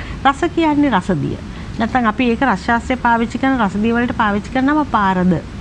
මේ පාරද කියන වචනේ තේරුම රෝග නැමැති මඩ වගුරේ මිනිස්යාට ඈතර වෙන්නේ යම් කිසි දෙයක් උදව් වෙනවද? ඒ තමයි පාරද. ඉතින් එතකොට අන්න ඒ විදිහට තමයි ඒක නිර්වචනය කරලා තියෙන්නේ. ඉතින් ඒ හින්දා ඇත්තට මේ රෝග කියන මඩ වගුරෙන් අද අපි ඈතර වෙන්න නම් අනිවාර්යයෙන්ම අපි රස ඖෂධ ගැන වැඩි අවධානයක් යොමු කරන්න ඕනේ. රෝග කියන මඩ වගුරේ තාම ලෝකේ බොහෝ දෙනෙක් එරිලා ඉන්නවා. දැන් මේ මඩ වගුරත් එක්ක ලෝකෙම සියලු දේවල් නතර වෙද්දී ලෝකේ හරි අඩක් ලොක්ඩවුන් වෙද්දී අපේ රටෙත් අපි ගෙවල් වලට හිර වෙලා ඉන්න ඇද්දී අපි හෙළසුවේට ආරාධනා කරලා ඇහුවේ මේ වට්ටෝරුව ගැන කතා කරන්නේ මේ අප තුළ ප්‍රතිශක්තිකරණය ගැන කතා කරන්නේ බටහිර වෛද්‍යවරු. හැබැයි කතා කරේ බටහිර වෛද්‍ය ක්‍රමය තුලින් හොයාගත්ත කාරණාවක් නෙවෙයි. අපිට ආධ්‍යාත්මයත් එක්ක ලැබුණු වට්ටෝරුව. ඒ වට්ටෝරුවේ තියෙන්නේ ගහ, කොළ, ගෙඩි, මල් මේ ඔක්කොම පරිසරයෙන් තෝරාගන්නේ. එතකොට ප්‍රතිශක්තිය ඇති කරන්න පුළුවන් පැහැදිලිම විශ්වාසනීයම දේ මේක කියලා මුළු රටම මේක හොයන්න පටන් ගත්තා. එතකොට ඒ කාරණාව ඇතුලේ මුළු රටම පිළිගත්තා අර බටහිර වෛද්‍ය ක්‍රමයෙන් හොයාගත්ත බෙහෙත් කියන දේවල් බිඳුවට වැටුණා කියන එක. එහෙම නැතුව මම ඔබතුමා කියූ කාරණාවෙන්ම තමයි ඒ අදහස මතු කරේ. ඇත්තටම නැත්තම් බටහිර වෛද්‍ය ක්‍රමයට මේ පහරක් එල්ල කරන්න මොනවද නෙමෙයි. නමුත් අද හුඟක් අය මේ රාවණ ඉතිහාසයත් එක්ක අපි අතීතයේ අපේ වටිනාකම් කතා කරද්දී අපි අපිවම පල්ලෙහාට දාගන්න එකකින් තමයි මේ ප්‍රශ්නේ ඇති වෙලා තියෙන්නේ. ඒ කොහොම වුණත් මේ බුදු දහමත් එක්ක අපි අන්තවාද වෙන්න ඕනේ නැහැ. අන්තවාදයට යන්න අවශ්‍ය වෙන්නේ නැහැ. බුදු දහමේ තියෙන මැදුම් පිළිවෙත මධ්‍යම ප්‍රතිපදාව. ඒ නිසා අපි මේ සියල්ල සමසිතින් දරාගත යුතුයි. අපි දහමත් එක්ක අනුගත වීම අපි දකිනවා දැන්. අපි දකිනවා මේ නිවාඩුවත් එක්ක දරුවෝ පන්සිල් ගන්නවා. දරුවෝ දෙමෝපියන්ට වන්දනාමාන කළ රාත්‍රී නිින්දට යනවා. මේ ප්‍රවණතාවය ඊටා වැදගත් වුණා. ඒ කියන්නේ බටහිරින් ඊටා ඉක්මනින් බෙහෙතක් හොයාගෙන ඉන්ජෙක්ෂන් එකක් හොයාගෙන මේක පැතිර ගියේ නැත්නම් මේ වෙනස රටේ ඇති වෙන්නේ නැහැ. ලෝකේ ඇති වෙන්නේ නැහැ. ඒක ඊටා හොඳයි. සෝබාදහම කියන්නේ හැමතිස්සෙම වෙනස් වෙන්නේ නැතුව යන එක නෙමෙයි, හැමතිස්සෙම වෙනස් වෙනවා. මේ தත්ත්වෙත් වෙනස් වෙනවා. මේක වෙනස් වෙන්න කලින් අපි තුල ඇති කරගන්න ඕනේ තව හොඳ ප්‍රවණතා. අපි දහමත් එක්ක බැඳෙන්නේ කොහොමද ජීවිතේ තවදුරට? ඇත්තටම වැදගත් ප්‍රශ්නයක්. ඉතින් අපේ රටේ ශක්තිය බුදුදහමයි. බුදුදහමේ ශක්තිය තමයි දැන් ලෝකේ අනිත් රටවල් කඩා වැටෙද්දී අපි මේ නැගී හිටින දිහා බැලුවම කෙනෙකුට හිතෙන්න පුළුවන් මේක අපි මේ නිරෝධායනය මේ වගේ දේවල් වලින් විතර නෑ. මේ අපි දිහා බලන් ඉන්න විශාල සම්මියදෘෂ්ටික දේවරුන්ගේ ශක්තිය මේ අපිට සම්බන්ධ වෙලා තියෙනවා. රටට සම්බන්ධ වෙලා තියෙනවා. ඉතින් ඒ දේවල් හැම දෙයක්ම සම්බන්ධ වෙන නිසාමනේ කිව්වේ රහසින්වත් පව් කරන්න එපා කියලා. එපා කියලා බලන් ඉන්නවා නේද? එතකොට ඇත්තටම ඒ ශක්තිය සම්බන්ධ වෙන නම් අපේ රටේ මිනිස්සු පංචශීල ආරක්ෂා කරනවා, සීලවත් වෙනවා, බෞද්ධ සැබෑ බෞද්ධයෙක් වෙනවා. එතකොට තමයි අපිට දැන් ඒ බෞද්ධයා කියන නමේ අර්ථය හොඳින් පැහැදිලි වෙනවා. මම විශ්වාස කරනවා මේ වැඩසටහනත් එක්ක අපේ ලංකාවේ ඉන්න ලක්ෂ සංඛ්‍යාත බෞද්ධ කියන නමට වුණත් අපිත් අඩුපාඩු ඇති බෞද්ධ පොඩි නමුත් සමස්තයක් වශයෙන් බෞද්ධයෙක් කිව්වම ඇත්තටම බෞද්ධයෙකුට අදිෂ්ඨානයක් තියෙනවා. ගෞතම මුනිඳුරන් වහන්සේ සෑම බෞද්ධයෙකුටම අදිෂ්ඨාන බෝධියක් ගැන සඳහන් කරා. අපි අදිෂ්ඨානයක් දිහා තුන්තරා බෝධියෙන් එක්තරා බෝධියක් දිහා බලාගෙන අදිෂ්ඨාන තියාගෙන අපි ගමන් කරනවා. ඒ ගමනේදී අපි උන්වහන්සේ අපිට දේශනා කළේ පාරමීදම් පුරන අත්හරිනෝ ඒ ගම පාරමීදම් පුරනවම් සිත උපේක්ෂා සිතක් පවත්වාගෙන ප්‍රඥාව දියුණු කරනවා. සිතේ කෙලෙස් ප්‍රහීන කරනවා. ඉතින් බෞද්ධෙක් නම් දාන ශීල භාවනා ආදී දේවල් කරමින් සිත උපේක්ෂාවේ පවත්වාගෙන ප්‍රඥාව වඩන්න ඕන. ඒ ප්‍රඥාව තුලින් නාමයේ නැත්නම් සිතේ තියෙන කෙලෙස් එකින් එක ගලවන්න ඕන, ප්‍රහීන කරන්න ඕන. ඉතින් බෞද්ධයෙක්ගේ ප්‍රධාන දෙයක් තමයි ඔවුන්ට අදිෂ්ඨානයක් තියෙනවා. අදිෂ්ඨාන බෝධියක් තියෙනවා. දැන් ඔබ මේ වැඩසටහනට එනකොට ඔබේ හිතට එන්න ඕන මම මේ වැඩසටහන නිරාමිස අධ්‍යාසයෙන් මේ රටත් මේ ධර්ම දාණය දීලා රටේ මිනිස්සුන්ට මේ ධර්ම දාණය තුලින් දසපාරමිතාව සම්පූර්ණ කරන අවස්ථාව දීලා ඒක ඔබතුමාගේ නිර්වාණ බෝධියටත් මේක වෙන්න කියලා අදිෂ්ඨානයක් තිබ්බනම් ඒක හරි වටිනවා. එතකොට ඔබතුමාට මේ මම පොඩි බාධා කිරීමක් කරනවා. දැන් බෝධිය කිව්වහම බෝධි පූජා අපිට නිරන්තරයෙන් මතක් වෙනවා. බෝධිය පෙන් කල වලින් නැහැවීම අපි කරනවා. මේ බොහොම නිහඬව ගත වෙච්ච දින කිහිපයක් පහු කරානේ අපි. ඒ එක්තරා දිනයක මේ පුද්ගලයෙක් කතා කරලා කිව්වා මම දන්න මහත්මයෙක් මේ ඔබ බෝධි පූජා තියෙනවා. මං කෝ ඔබ සාමාන්‍යයෙන් පැන් කල කීයක් නාවනවද? දැන් ඔබතුමාගෙන් මම අහුවොත් එක පැන් කල කීයක් නාවනවද සාමාන්‍යයෙන්? ඔව් ඇත්තටම ඒක සමහරු පැන් කල 3ක් වෙන්න පුළුවන්, 7ක් වෙන්න පුළුවන්, 1ක් වෙන්න පුළුවන්. නමුත් ඔහු අහන්නේ දැන් මේ විහාරස්ථාන වල ලොකු ප්‍රශ්නයක් තියෙනවනේ. විහාරස්ථාන වල අද ඔක්කොම තියෙන්නේ නල ජලය. අපි මේ වතුර අරගන්න ඕන තරම් නාවනවා. හැබැයි අපි කවදාවත් විහාරස්ථානයේට මේ වතුර බිල ගෙවා ගන්න කියලා මුදලක් පරිත්‍යාග කරන්නේ නැහැ. මම හිතන්නේ මේ වර්තමානයේ වෙද්දී මේ දේවලුත් අපි හිතන්න ඕනේ බොහොම යහපත් කල්පනාවෙන් වැඩ කරන මිනිස්සු නම්. මොකද විශාල පිරිවැයක් ස්වාමින් වහන්සේලාට මේ මුදල් එන්නේ නැහනේ. ඒ නිසා දානය දෙනවා වගේම මේවා කරනවා වගේම ඒ පොඩි දේවලුත් මම මේ වෙලාවේ මතක් කරේ ඒකයි. අනිවාර්යයෙන්. එතන ඔබතුමා වැදගත් අදහසක් පළ කර. එතන දැන් බෝධිය කියන එකෙන් අදහස් දෙකක් පළ වෙන එකක් තමයි අපේ අදිෂ්ඨාන බෝධිය. අදිෂ්ඨාන බෝධිය කියන්නේ තුන්තරා බෝධියෙන් එක්තරා බෝධියක්. බුදුපසේ බුදු මහරහත්. ඒක තමයි බෞද්ධයෙක්ගේ අදිෂ්ඨාන බෝධිය. නමුත් අපි දැන් බුද්ධ ශාසනයක් තියෙන රටක් මේක. බුද්ධ ශාසනය කියන්නේ ලෝකේ රටවල් දැන් 213ක් විතර තියෙනවා. නමුත් ලෝකෙ එකම රට බුද්ධ ශාසනය තියෙන රට මේ රට. බුදුහාමුදුරු ඉපදුනේ ಭಾರತයේ උත්තර ಭಾರතයේ. නමුත් උන්වහන්සේගේ අදිෂ්ඨානය අවුරුදු 5000කට තිබ්බ රට. මේ ලෝකෙ කිසිම රටක් නැහැ. මේ උන්වහන්සේ මේ වාතලයට, ජලතලයට, භූතලයට, සතා සිව්පාවට, මනුෂ්‍යයාට, දෙවියන්ට, සත්වයන්ට සියලු දෙනාට මේ උන්වහන්සේගේ අදිෂ්ඨානය පිහිටවල තියෙනවා. ඒ වගේම උන්වහන්සේ පාරමී දම් පුරන කාලේ ඔබතුමා මගේ බෝධිය කියන එකේ තවත් පැත්තක් පැංකල් නෑවීම සම්බන්ධව උන්වහන්සේ පාරමී ශක්තිය, කුසල් ශක්තිය උන්වහන්සේගේ සාරාංශික කල්පලක්ෂයක් මුළුල්ලේ පාරමී දම් පුරනකොට මේ ශාකයට සම්බන්ධ කරා. ඒක ශාකයකටමයි සම්බන්ධ කළ යුත්තේ. සියලු බුදුවරු ගේ බෝධීන් වහන්සේ ශාකයක්. දැන් මතු බුදුවන මෛත්‍රී බෝධිසත්වයන් වහන්සේ නා ශාකේ. උන්වහන්සේ මේ වෙනකොටත් මේ නා ශාකයට උන්වහන්සේගේ පාරමී ශක්තිය, කුසල් ශක්තිය සම්බන්ධ කරමින් පවතුනක් කරනවා. ඒතර මතු කාලෙක උන්වහන්සේගේ ශාසනයේදී නාබෝධීන් වහන්සේ තමයි ප්‍රජාවට, ජනතාවට නිර්වාණ අවබෝධය සඳහා ශක්තිය සම්බන්ධ කරන්නේ. ඒතර ගෞතම මුනිඳුරන් වහන්සේ ඇසතු බෝධීන් වහන්සේට උන්වහන්සේ පාරමී දම් පුරන කාලයෙන් සෑහෙන කොටසක් මේකට ශක්තිය සම්බන්ධ කරා. එතකොට අන්න ඒ ශක්තිය තමයි අපි දැන් උකහා ගන්න. උන්වහන්සේ ඒ පාරමී දම් පිරුවේ මතු ජනතාවට, මතු දුක් විඳින ලෝක ජනතාවට, ලෝක සත්වයා මේ සසරෙන් මුදව ගන්න නම් උන්වහන්සේගේ ශක්තිය නිකුත් කරන දෙයක් තියෙන්න ඕනේ. එතන එක දෙයක් වශයෙන් උන්වහන්සේ අපිට හඳුන්වලා දුන්නේ බෝධීන් වහන්සේ. එතකොට බෝධීන් වහන්සේ ගාවට ගිහිල්ලා අපි පැංකල නැහැව පමණින් අපිට ඒ ශක්තිය සම්බන්ධ වෙන්නේ නැහැ. අපි පංචශීලය රකින්න ඕන. සීල සමාධි ප්‍රඥා, දාන සීල භාවනා ආදී ගුණධර්ම පුරන බෞද්ධයෙක් නම් තමයි දැන් ගොඩක් වෙලාවට අපිට කරදරයක් වුණාම බෝධීන් වහන්සේ ගාවට ගිහලා පැංකල නැහැවට ඒකෙන් ප්‍රතිඵලයක් ලැබෙන්න අපේ සීලය, අපේ පන්සිල් රකින්න කෙනෙක්. ඒ පන්සිල් රකින්න නැත්නම් තමයි උන්වහන්සේගේ ශක්තිය පහසුවෙන් සම්බන්ධ වෙන්නේ. ඉතින් පන්සිල් රකින්න කෙනෙක් ජයශ්‍රී මහ බෝධීන් වහන්සේ ගාවට ගිහිල්ලා උන්වහන්සේට ඒ අපේ අදිෂ්ඨානය උන්වහන්සේට සම්බන්ධ කරන්න පුළුවන්, කුසල් සම්බන්ධ කරන්න. උන්වහන්සේගෙන් ඒ පාරමී ශක්තිය අපිට සම්බන්ධ වෙනවා. උන්වහන්සේ පිරු කුසල් ශක්තිය අපිට ශාකය හරහා සම්බන්ධ වෙනවා. ශාකය හරහා සමා වෙන්න වෛද්‍යතුමනි දැන් මේ කාරණාවකදී අපි බෝධීන් වහන්සේ ගාවට ගිහලා යමක් ඉල්ලනවා. අපේ අසවලා මේ වෙලාවේ රෝහලක ඉන්නේ. අපිට මෙයාව හොඳ කරලා දෙන්න. අපි මේ ශක්තිය ඉල්ලනවා. අපි අඬනවා එතන ගිහිල්ලා.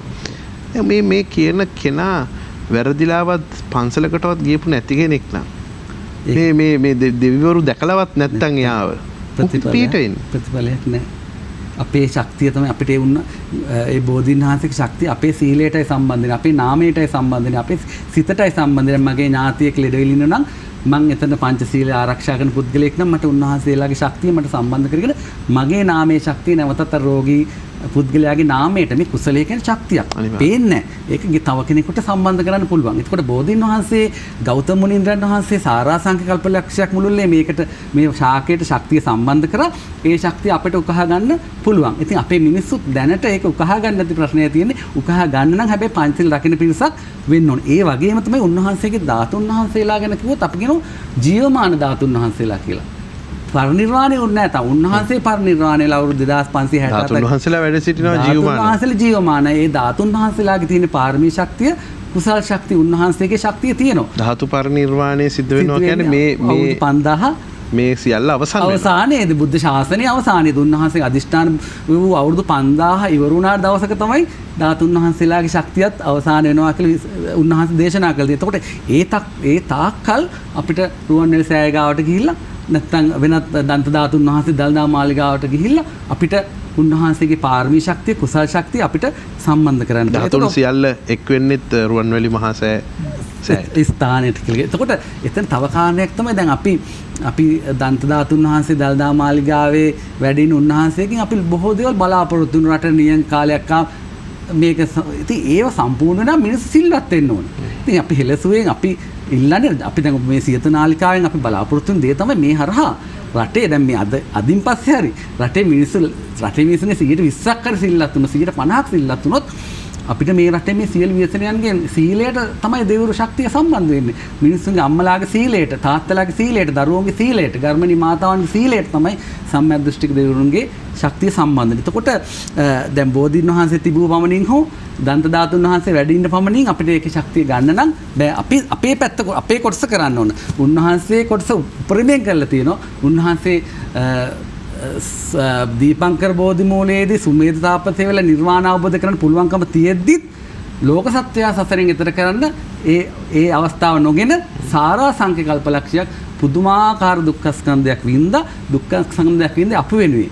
නමුත් උන්වහන්සේ ඒ ශක්තිය සම්බන්ධ කරා ධාතුන් වහන්සේලා හරහා ඒ වගේම ශ්‍රී මහා බෝධීන් වහන්සේ හරහා. නමුත් ඒ ශක්තිය රටේ පොඩි ඇත්තොන් ඉඳලා පාලකයන් දක්වා සියලු දෙනා මේ ශක්තිය මැති ඇමතුරු දක්වා සියලු දෙනා මේ ගන්න ඕන. ගන්න නම් අපි පංචශීලය ආරක්ෂා කරන්න ඕන. අපි සීල සමාධි ප්‍රඥා වඩන්න ඕන.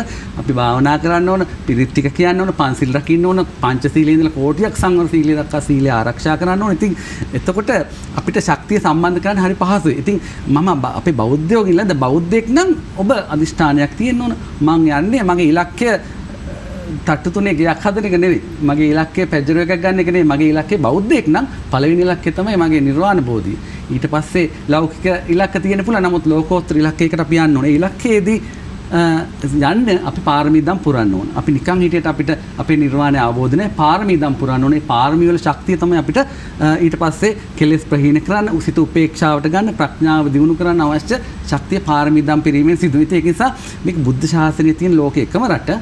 මේ රටේ පුදුමාකාර ඔබතුමාට කියන්නේ ඇත්තටම හරි සතුටක් මේ රටේ. දැන් කෙනෙක් පිට රටවල පදිංචි වෙනවා. මං කියන්නේ මැරෙනවා නම් මේ රටේ මේ බුද්ධ ශක්තිය තියෙන රටේ මැරෙන්න මේ හුස්ම ටික වාතලයට මුදා හරින්න ඕනේ මේ අපේ රටේ.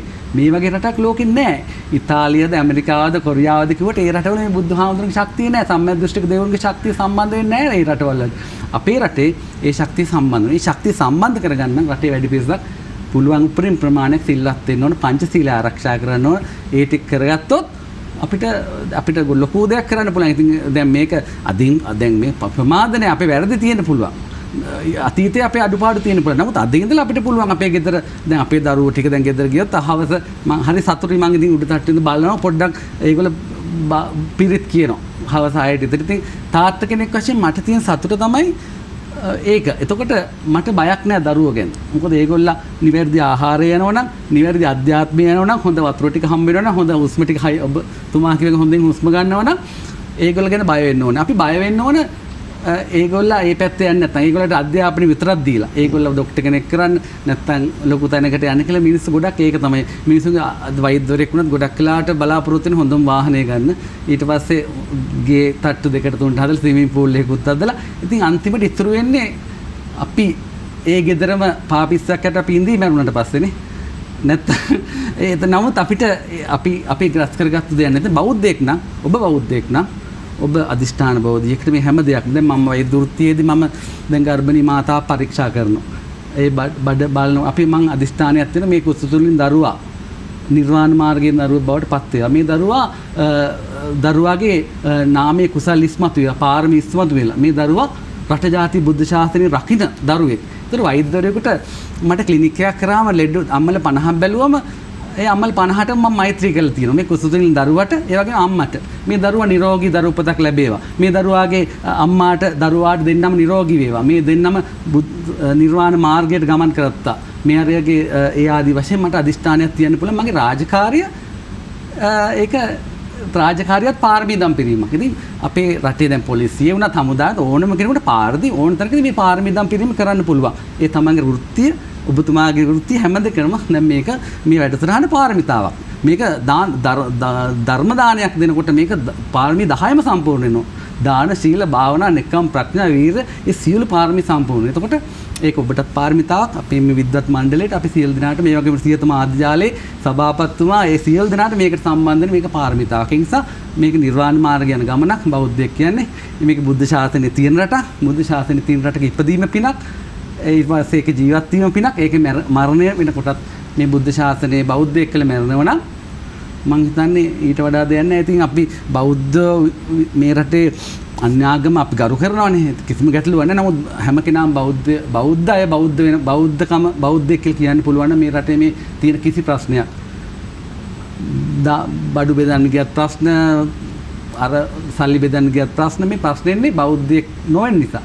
අපි පංචශීලයේ රකින්නවා නම් මේ කිසි ප්‍රශ්නයක් නැහැ. ඉතින් අපිට මේ විවිධ මත දරණයට අපිට එක පුටුවල වාඩිලා ඉන්න පුළුවන් වෙලා තියෙන අපි බෞද්ධයෝ නිසා. නැත්තම් මෙතන වාද විවාද ගොඩක්. ඉතින් මම හිතන්නේ අපි බෞද්ධ වශයෙන් පටන් ගමු. අපේ බෞද්ධකම ඉතිහාසය ගැන පොඩ්ඩක් අපේ වැවයි දාගැබයි කෙතයි පන්සලයි ඒ පැත්ත අපි ඉස්සරහට හරි රසවත් හරි ආසයි ඒ ටික අපි කතා කරමු. හරිම වටින කාරණාවකට ඔබතුමා රැගෙන ආවා. මේ රටේ තියෙන වටිනාකම මේ රටේ ඉපදිලා මේ රටේම තමයි මේ අවසන් හුස්ම ටික වාතලයට එකතු වෙන්න ඕනේ.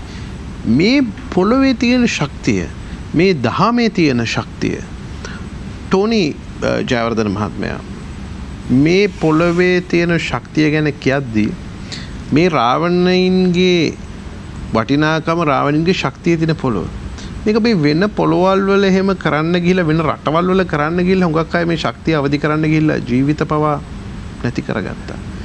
එහෙම යුගයක මේ විටමින් එකකින් වගේ ලෝකේ ශක්තිය මතු කරගන්න පුළුවන්ද? හොඳ ප්‍රශ්නයක් අසන් ගැහුවේ. ඉතින් දෙමයි දැන් මගේ ශරීරයේ බර කිලෝ 100යි. මගේ ශරීරයේ බරට මට විටමින් එකක් අඩුයි කියලා හිතලා මම මේ චූටි විටමින් එකක් අරගෙන මට සැහැීමකටපත් වෙන්න පුළුවන් නම් මේකේ ඔක්කොම තියෙනවා කියලා විටමින් A B C khනිජ ලවණ ඔක්කොම තියෙනවා කියලා ඒක මහා විහිළුවක්. මේ ශරීරයට පොඩි විටමින් එකකින් ඒක බෑ. ඔබටත් එහෙමයි. එතකොට අපි දැනගන්න ඕනේ අපි මේ කනබොන කෑමවල ගුණාගුණකම් තමයි දැනගන්න ඕනේ. විශේෂයෙන්ම කාන්තාව. එයා තමයි පිරිමිව පෝෂණය කරන කෙනා. එතකොට ඒ තැනැත්ති දැනගන්න ඕනේ ඒ අම්මා කන්නේ බොන්නේ මොනවාද මේ පුරුෂයින්ට දෙන්න ඕන කෑම දරුවන්ට දෙන්න ඕන කෑම අනේ අද මේ මොන හරි කමක් නැහැ කියලා කාලා එහෙම නිදා ගන්න එහෙම ලෑස්ති වෙන්න එපා. මේ අපේ પરම්පරාව ගැන වගකීමෙන් ඒ කටයුතු කරන්න. අපේ පැටව් ඉස්සරහට තව හම්බෙන්න ඕනේ. වඳ වෙලා යන જાතියක් නෙමෙයි අපි දකින්න ඕනේ. අපි පැවැත්මක් එක්ක යන්න ඕනේ. පැවැත්ම නැවැත්ම ගැන දැනගෙන හැමදේම නැති වෙනවා කියලා දැනගෙන පැවැත්ම ඇති කර ගන්න ඕනේ. මොකද බුදුදහම වුණත් ප්‍රදාපවතින්නේ පැවැත්මක් තියෙන જાතියක් හිටියොත් පමණයි. මිත්‍යා දෘෂ්ටියට ගියපු જાතියක් අපි දකින්න කැමති නැහැ. එතකොට මොකද වෙන්නේ? මිත්‍යාව පස්සේ යනකොට අපේ જાතියේ පැවැත්මක් නැති වෙනවා. එක එක දේවල් වලට හිත යොමු වෙනවා. දැන් මේ වෙදමත්ය කිව්වා වගේ ඒ තිබ්බ ඒ අපේ මේ ආධ්‍යාත්මික ශක්තිය ප්‍රගුණ කිරීම තමයි අපි ඉදිරියේදීත් කළ යුත්තේ. මේ සම්බුද්ධ ශාසනය සමග හැම තිස්සෙම සම්බන්ධ වෙලා ඉන්න ඕනේ. බුදු වදන් හැම මොහොතකම තරුණෙක් වුණාම එකක් හරි අහන්න ඕනේ. අනිවාර්යෙන් මම පැයක් වුණත් පැයක් අහනවා අනිවාර්යෙන්ම මේ පැය 24න් පැයක් මම අහලා මගේ වැරදි හදා ගන්න. මොකද මම 100%ක් සම්පූර්ණ මිනිස්සෙක් නෙමෙයි. එතකොට මට එක දෙයක් කියන්න ඕනේ අසංක දැන් අපි මාස දෙකක් දවස් 66ක් අපි ලොක්ඩවුන් වෙලා හිටියා ගෙදර. කවුරුත් ලෙඩ වුන්නේ නැහැ. මම අහනවා තප්පර කීපයක් දෙන්නම් හිතන්න. ඇයි ලෙඩ වුන්නේ නැත්තේ? ලෙඩ වුන්නේ නැත්තේ මොකද? අපි කඩ කෑම කාපු නැති හින්දා කියලා මම එක හෙලාම කියනවා. අපි කෑවේ නැහැ පාන් පිටි ಜಾති. අපි දැම්මේ නැහැ බේකරි කෑම අපි කෑවේ නැහැ. අපි අධික සීනි ආහාර අපි කෑවේ නැහැ. අපි පැණි බීම බිව්වේ නැහැ. අපි තියෙන දේ ගස ගෙඩියක් කඩාගෙන අපි මේ බීලා එතකොට මඤ්ඤොක කොලයක් කඩාගෙන අපි කාලා තියෙන හාල් එක අරගෙන අපි සම්බෝලත් එක්ක එකතු කරලා හදලා එතකොට අපි භාවනා කරන්න හරි 100ට අඩුතරමේ ප්‍රතිශතයක් හැටි ගත්තම 120ක 30ක ජනතාවක් භාවනාවට යොමු වෙන්නේ නැති මේ කාලය තුලත යෝග ශාස්ත්‍රය හදාරන්නේ නැති අන්න ඒ කතන්දරේ හින්දා තමයි අද වෙනතුරු ලෙඩ රෝග වලට මුහුණ දුන්නේ නැත්තේ ෆාමසි පිරෙන්න සෙනග හිටියේ නැත්තේ අර ඇඟේ ලෙඩ තියාගෙන හිටපු කට්ටිය බෙහෙත් ගත්ත ඇරෙන්න අලුත් ලෙඩ බෝ වෙන විදියක් මම නම් ඔය මම නිරීක්ෂණය කරා ඒ දවස් 60ට මම දැක්කේ නැහැ එතකොට අපි කොටින්ම කියනවා අපි කාය වර්ධන මධ්‍යස්ථාන වලට ගිහිල්ලා මුකුත් කරෙත් නැහැ ඉතින් අපි ලෙඩ වෙන්න එපයි. එහෙම ලෙඩ වුන්නේ නැහැ නේ අපි දෙයියන්ගේ පිටින්. ඇයි ඒ අපේ මේ ලේවල මේ පොළවේ මේ වායු ගෝලයේ තියෙන ආශිර්වාදය. ඒ බුද්ධ වූ බලයේ ආශිර්වාදය මේ හැම මොහොතකම තියෙනවා. අපේ ජාතියට විනාශයකට පත් කරන්න එන ඕනම කෙනෙක් විනාශ වෙනවා. වැරදි සිතුවිල්ලක් තියෙනවා නම් වක්‍ර ආකාරවට හෝ මේ ජාතිය විනාශ කරන්න.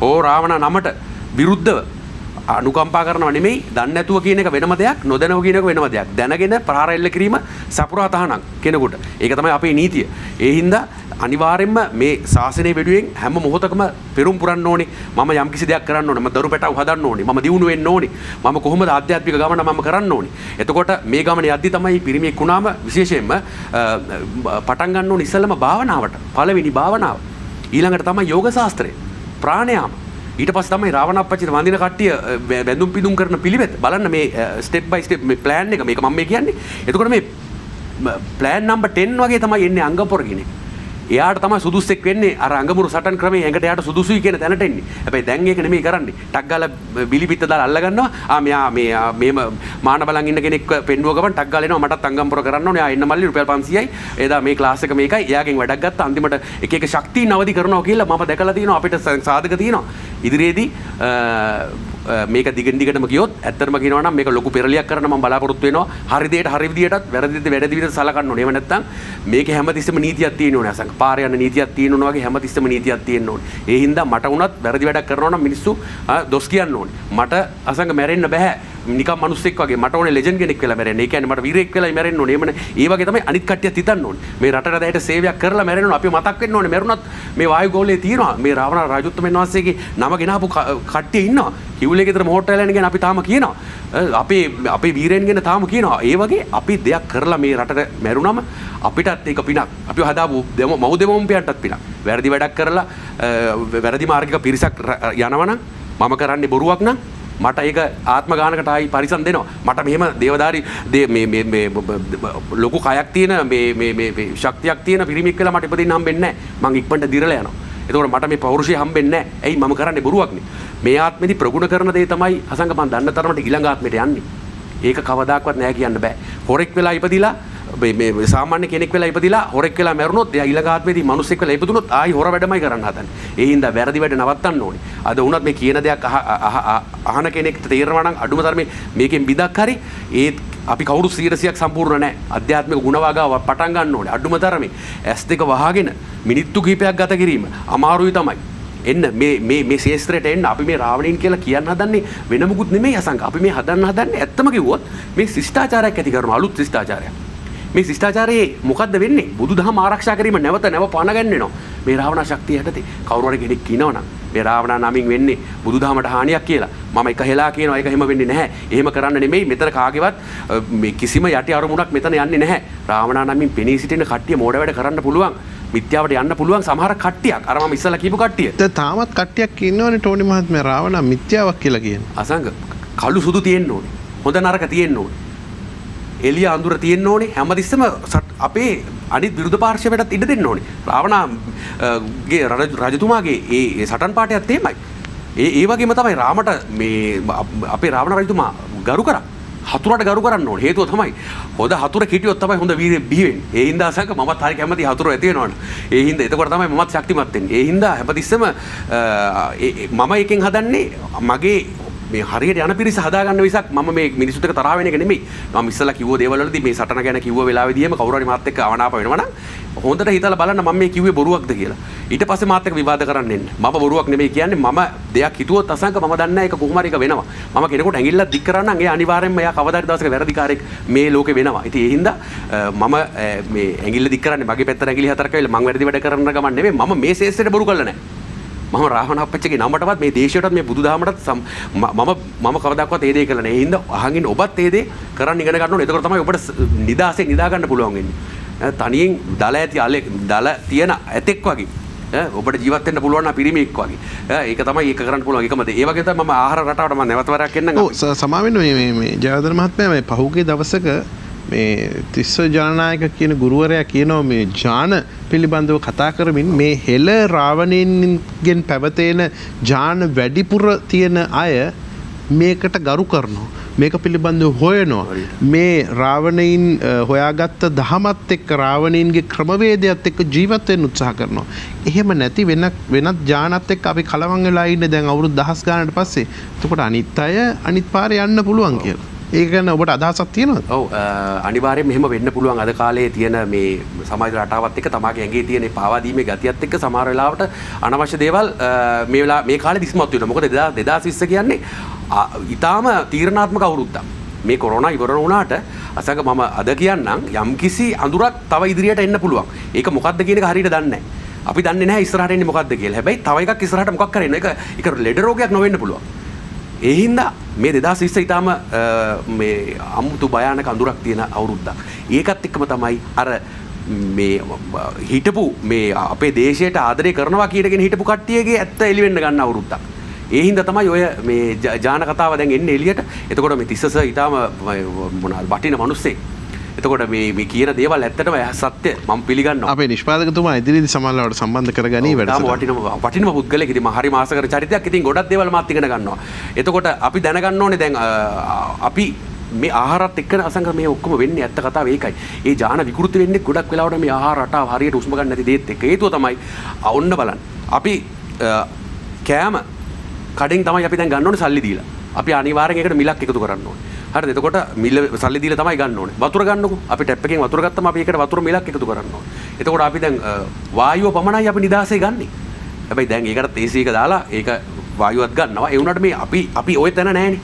එතකොට අපි ස්වභාව ධර්මෙත් එක්ක සම්බන්ධ වෙනව නම් අපි මේ ඇඟේ තියෙන ජානවල විකෘතිකමත් අඩු වෙලා නැති වෙලා හරි ඒ අපේ යම්කිසි ප්‍රමාණයක අපේ තිබ්බනම් සත්‍යතාවයක් එළියට එන්න ගන්නවා මේ කාලවක වාණු වෙනකොට අපිට ඒකෙන් හොඳ ප්‍රයෝජනයක් ගන්න පුළුවන්. අපිට ඕනේ ඊටාම නිර්භීත හොඳ ගැහණු පිරිමි ඉන්න පරම්පරාවක්. එතකොට දැන් අපි ගත්තම අද සමාජය ගත්තම අපේ මේ දරුවෝ හදන්න කියලා කවුරුත් කියන්නේ නැහනේ.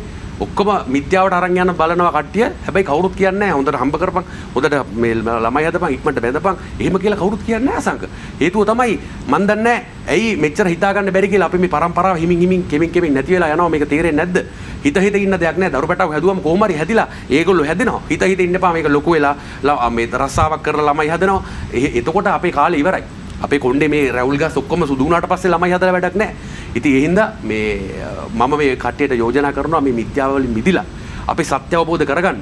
කීයටවත් අපේ මේ රාවණ නම සම්බුද්ධ ශාසනයේ ආරක්ෂාවට මිසක් වෙන කිසිම අරමුණකට නැති බව මම ඉතාම තරේ ප්‍රකාශ කරනවා. එහෙම කෙනෙක් ඉන්නවා නම් යම්කිසි සංවිධානයක් විසින් මේ නම විනාශ කරන්න හදනවා නම් ඒ ලෝකෙට ඉදිරිපත් කරන්න. ඒ අනිවාර්යයෙන්ම මේ නීතිය හමුවේ ක්‍රියාත්මක කරන්න මේ හරහා තියෙන්නේ මේ මොනවාද සම්බුද්ධ ශාසනය විනාශ කිරීම නම්. හේතුව තමයි සමහර කට්ටියක් කියන්න පුළුවන් බුදුජාන් වහන්සේ ඉපදුනේ ශ්‍රී ලංකාවේ කියලා. ඊට පස්සේ ඉන්දියාවේ කියන්න පුළුවන්. එහෙම කට්ටියක් ඉන්නවා. ඉතින් මතිමතාන්තර තියෙනවා. ඉතින් සත්‍ය පසුව ඒක එළි වෙයි. හැබැයි බුදුහාමුදුරු ඉපදුනේ කොහෙද හිටියේ කොහෙද කියනට වැඩිය උන්වහන්සේගේ දහම නේද වැදගත් වෙන්නේ. හරියට හරි. ඔතනට තමයි එන්න ඕනේ අසංක. දැන් අවුරුදු කීයක් කියලා අපි එලෝගෙන යන්නද ඕක හඹාගෙන යන්නද ඉපදුනේ කොහෙද? ඊට වැඩිය ලේසි නැද්ද? අඩුම තරමේ. ඒක හරියට අර කිකිල්ලද පිටරේද කියලා හොයනවා වගේ තමයි. අසංක ඉතින් අපිට ඒකට වෙලා යනවා. ඒක කාලයක් තිස්සේ සත්‍ය කවදාකවත් වලලන්න බෑ. ඒ හින්දා අනිවාර්යෙන් ඒකේ අපි ඒක එනකම් අපි ඒක අපේ මේ ප්‍රවීණයන්ට බාර දීලා අපේ ගමන අහන්න ඕනේ. අපිට මේ වෙලාවට අපිට අපේ දැන් තාක්ෂණයේ දිනුයි. අපි දුරකථන අරගෙන අපිට අහන්න පුළුවන්නේ මේ බණපදයක් පොතපත කියනකොටත් වැඩිය දැන් අපිට ඒක හරිම ලේසි දෙයක් වෙලා තියෙනවා. අපිට වාහනේ එලවන ගමන් අපිට ඒක අහන්න පුළුවන්. ඉතින් අපිට මේ බුදුදහම තේරුම් ගැනීම තමයි ඒක ෆිලොසොෆි එකක්. ඒක මේ දර්ශනයක් බුදුදහම කියන්නේ. එහෙම නැතුව මේ වෙන විදිහකට මිත්‍යාවකුත් නෙමෙයිනේ. ඉතින් ඕනම කෙනෙකුට ඒක කරන්න පුළුවන්. මුස්ලිම් ආගමේ කෙනෙකුට වුණත් මේ තියරි එක හදාරන්න පුළුවන්. මේ දර්ශනය හදාරන්න පුළුවන්. ඒ කියන්නේ හෙට විද්‍යාවෙන් නවීන විද්‍යාවෙන් හොයාගන්න අලුත්ම කියලා කියන දෙයක් වසර ගානකට කලින් දහස් ගානකට කලින් බුදුන් වහන්සේ දේශනා කරලා තියෙනවා ඒක. මේ අපි කොහොමද අසංක වටේ කැරකිලා අපේ කාටවත් මේ මුළු ලෝකෙම අන්තිමේදී එක තැනකට එන්න වෙනවා. මේ ලෝකෙ පිළිගන්නවා අනිවාර්යයෙන්ම මේ බුදුදහම තමයි නම්බර 1ට තියෙන්නේ කියලා මේ ශාසනයේ ආරක්ෂා කරගත්තොත් අනිවාර්යයෙන්ම මේ සුද්ධන් ඔව් ඉංග්‍රීසි ජාතිකයින් අනිවාර්යයෙන්ම තේරුම් ගනි. ඇයි උඹලට වටින්නේ නැත්තේ මේ අපේ උදාහරණයක් ඇටියට අසංක අපේ රටේ තිබ්බ ආහාර දැන් මුකුත් නැහැනේ. ඒ ඔක්කොම සුද්ධ විනාශ කරලා දැන් ඒගොල්ලන්ගේ රටෙන් තමයි අපිට මේවා මේ එහෙන් අපිට ගෙන්නන්නේ. ඉතින් ඒ වගේම තමයි මේ දෙත් වෙන්නේ. අපේ මේ බුද්ධ ශාසනයට මේවා තේරුම් ගන්න නැත්තම් මේගොල්ලෝ මේක හොඳට මේ මොහොත වෙනකොටත් ඒගොල්ලෝ මේක නිරීක්ෂණය කරමින් පවතිනවා. මොකද්ද මේ පදේ තේරුම? මොකද්ද මේකේ ඉංග්‍රීසි විද්‍ය? හරි අපි ඒක කරලා බලමු. ඕ මට සහනය දැනෙනවා. ඇත්තටම ජීවිතේ වෙනස් වුණා. එහෙනම් අපි මේක සමාජගත කරමු කියලා ඒගොල්ලෝ ඒක ඒගොල්ලන්ගේ ජන සමාජයට කියමින් යනවා. ඒගොල්ලෝ අපි අතෑරපෙක් ගන්නවා අපි ඒගොල්ලෝ අතෑරපුව ගන්නවා. ඉතින් උදාහරණයක් ඇටියට අපි අතින් ගන්න දු හැඳි ගෑරු පොලින් කන එක අපේ ටොයිලට් එක උනත් එහෙමනේ අපේ වැසිකිළිය උනත් අපි හදන්නේ දැන් ස්කොටින් ටොයිලට් එකනේ. එහෙම මේ කොමඩ් ටොයිලට් එකනේ දැන් හදන්නේ. ඉතින් ඒක හැදුවා කියලා අපේ කොඳුනාරටියේ තියෙන මේ ශක්තිය හීන වෙනව ඇරෙන්න අපේ ඇඟට හොඳක් වෙන්නේ නැහනේ. ඉතින් අන්න ඒ වගේ අපි හදන්නේ හැමතිස්සෙම දුර්වලකම තමයි අපි අදලා ගන්න හදන්නේ. ඒක තමයි අද වෙනතුරු අපි දුර්වල ජාතියක් වෙලා තියෙන්නේ. ඉතින් ඒ හින්දා අපි කියන්නේ අපි දැන් ඉන්න පරම්පරාව ඉතා දුර්වලයි. ඉතින් අපි ශක්තිමත් කිරීමේ අරමුණ තමයි මේ රාවණ වැඩසටහනෙන් අපි මේ කරන්නේ. ඒ හින්දා කීමේ වාග් ප්‍රහාරය ටිකක් සාර වැඩි නම් ඉතින් ඒක මං කියන විදිහ අසංග. ඉතින් ඒ හින්දා මං කියන විදිහක් තියෙනවා. ඉතින් ඒක තමයි මේ ඔයගොල්ලන්ට තේරෙනවා කියලා මම විශ්වාස කරනවා. හොඳයි. මේ සියල්ල කරන්නේ අනාගතය යහපත් කරන්න. යහපත් අනාගතයක යහපත් අනාගත පරම්පරාවක් නිර්මාණය කරන්න.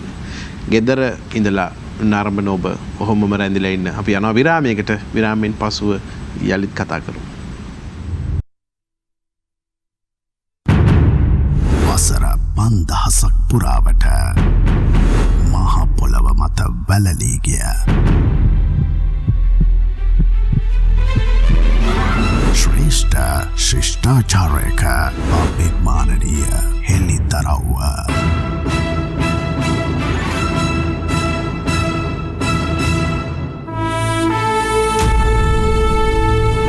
අපට අමතක වගේ අපේ පරපුරේ ලේ උරුමයේ සත්‍ය කතාව රාවණ මේ සමහර දේවල් දැන් වෙනස් කරන්නත් වෙලා වගේ අපිට අමතකව ගියපු දේවල් දැන් අපිට යලි යලි සිහිපත් කරලම දෙන්න මේ වැඩසටහනින්. හැබැයි ඊටාම වටින්නේ මේ මතකයේ ප්‍රධාන ලක්ෂණය අමතක වීම නිසා අපිට හරි කෙටි කාලයක් තුල මේ සියල්ල අමතක වෙන්න පුළුවන්. අපි සූදානම් වෙනවා අවසන් වටේ. ඒ බඳ නැත්නම් අපේ රාවණ වැඩසටහනේ 3 වෙනි වටය ආරම්භ කරන්න. ඒ වටේදී ඔබ දන්නවා අපි අවසන් කතිකයාගෙන් ආරම්භ කරලා පළමු කතිකයාට එහෙම නැත්නම් සම්පත්දායකත්වයට පැමිණෙනවා. ප්‍රාණයාම හා නිර්මාංශ ආහාර රටාව පිළිබඳව උපදේශක ලංකාවේ ප්‍රධානතම රාවණා දේවලේ පෙරමුණේ රාළ ලෙස කටයුතු කරන ඒ වගේම ලංකාවේ තියෙන සුවිශාලතම කාය වර්ධන මධ්‍යස්ථානයේ ප්‍රධාන පුහුණුකරු මම මීට පෙරත් කියලා තියෙනවා ලංකාවේ ක්‍රිකට් කණ්ඩායමේ පුහුණුකරු විදිහට එයාගේ කාය වර්ධන ශක්තිය පිළිබඳව වග කියපු කෙනා වූ ටෝනි ජයවර්ධන මහත්මයා මේ සියලු දේවල් එක්ක අර හොඳම ජයග්‍රහණ ගත්ත ටීම් එකේ කාය වර්ධනයේ බාරවයි ඔබ හිටියේ මේ රටෙත් හොඳම කාලේ ඉදිරියට එළඹෙන්නේ කියලා අපි හිතුවොත් මේ සියලු ව්‍යසන වලින් පස්සේ ඒ හොඳම ටීම් එකේ කාය ශක්තිය වර්ධනය කරා වගේ ලංකාවෙත් මේ වෙලාවේ ඉන්න මිනිසුන්ගේ මේ කාය වර්ධනය එහෙම නැත්නම් කාය ශක්තිය වැඩි කරන්න ඔබ මොනවද කියන්නේ? සංක මම හැමතිස්සෙම ප්‍රායෝගික වෙන්න හදනවා. ඒ කියන්නේ මම පොතක් කියවුවත් ඒ පොතේ තියෙන දේවල් අරගෙන කියවලා තව කෙනෙකුට කියනවා නෙමෙයි මට ඕනේ කියවන්න නෙමෙයි ඕනේ මට ඕනේ ඒක ප්‍රායෝගිකව ඔප්පු කරලා කියන්න. මේමයි මේක කරාම මෙහෙම වෙනවා බලන්න. මම දන්නවා එතකොට මේක කරාම මොකද්ද වෙන්නේ? ප්‍රායෝගිකත්වය. ඉතින් ක්‍රීඩකයෙකුට වෙන්න ඕන දේවල් මේ අවුරුදු කීපය ඇතුළත මම ගොඩක් හදාarලා තිනවා. ඒ අතරින් අපේ රටට අදාළ උණුසුම් ව්‍යායාමයේදී පටන් අවසාන ක්‍රියාවලිය වෙනකම්ම ආයි නැවත වරක් උණුසුම් ක්‍රියාවලිය වෙනකම් ඇඟ කූල් ඩවුන් කරනකම්. එතකොට ඒ වෙනකම්ම කරන්න ඕන විදි තියෙනවා. කන්න ඕන කෑම තියෙනවා. ඉන්න ඕන විදි තියෙනවා. හිතන්න ඕන දේවල් තියෙනවා. ක්‍රීඩකයෙක් කියන්නේ විශේෂ පුද්ගලෙක්. වෙනස් කෙනෙක් නෙමෙයි. ඒ ඇඟට එන ඒ ජවය ගන්න නැතුව ක්‍රීඩාවක් කරන්න බෑ. නිකන් ක්‍රීඩාවක් නිකන් ඉන්න විදිහට කරලා හරියන්නේ නැහැ. ඔබ එක්තරා දවසක කියනවා මුත්තයා මුරලිදරන් තනියම පන්දු යමින් තනියම පුහුණු වෙනවා කියලා. මේ කැපකිරීම තමයි ඔහු අරන් එන්නේ ඉහළට. ඔව් මට මතකයි තාම ඒ පුද්ගලයා ඇත්තටම මුරලිදරන් කියන්නේ ඊටාම දක්ෂ කෙනෙක් කියලා කවුරුත් දන්නවා. ඒ ක්‍රීඩකයෙක් පිටිපස්සේ හිටපු විදිය ක්‍රීඩා කරපු විදිය දන්නේ මමනේ. අපි තමයි ඒකේ හිටපු අපේ කට්ටිය. ඉතින් ඒ හින්දා ඒ කැපකිරීම ඕගොල්ලෝ දන්නේ ඒ ක්‍රීඩකයෙක් පන්දු යවලා දින්න විතරයි. හැබැයි මේ කැපකිරීම නැතුව ක්‍රීඩකයෙක් බිහි කරන්න බෑ. ඒ හින්දා තමයි අද වෙනතුරු අපේ ලංකාවේ ක්‍රීඩකයෝ බිහි වෙන්නව අඩු කැපකිරීම අඩුයි. ප්‍රැක්ටිස් කරනවා අඩුයි. පුහුණුවීම් සෑහෙන අඩුයි. අංගම්පොර ශිල්පීන් පුහුණුවීම් කරනවා හරිම අඩුයි. අපි පිටරට ගිහලා බැලුවම මයෝතා අපේ සටන් ඒගොල්ලන්ගේ සටන් ශිල්පයේ කෙනෙක් බැලුවම ඒගොල්ලෝ පැය 4ක් 5ක් එක දිගට පුහුණුවීම් කරනවා. ඒගොල්ලෝ හැමදාම කවුරු හැම කෙනෙක්ම මේ සටන් කලාව පුරුදු වෙනවා. ලංකාවේ එහෙම ගත්තම සටන් කලාව පුහුණු වෙන කට්ටිය බොහොම අඩුයි. සතියට එකපාරක් වගේ තමයි එහෙම පුහුණුවීම් කරන්නේ. එතකොට දැන් අනිත් ක්‍රීඩාවල් උනත් හරිම අඩුයි. ඉතින් දන්න මේ අපේ ඉන්න ගුරුවරුකම් දෙන්න ඉන්න කට්ටියත් පොඩ්ඩක් හිතන්න ඕනේ අපේ ක්‍රමයටත් මේක අපේ ඇහිනුත් බලන්න. යෝග ශාස්ත්‍රයේ තියෙනවා යම් කිසි රහසක්. මම ඒක කියනවා ඔබට ඉදිරිපත් කරන්න පුළුවන් අදාළ විදිහට හරියට අපින් ඒ අදහස් ගත්තොත් ඒ යෝග ශාස්ත්‍රය අරහා ගන්න. පිටරටින් එන YouTube එක බලලා දෙන යෝග ශාස්ත්‍රය නෙමෙයි මම මේ කියන්නේ. ඊට එහා දෙයක් තියෙනවා. ඒක මේ අපිට නාලිකාවෙන් වුණත් මෙහෙම අපිට කියන්න බැරි දේවල් තියෙනවා. ප්‍රාණයාම. මේ ප්‍රාණ වලින් ගන්න පුළුවන් ශක්තිය.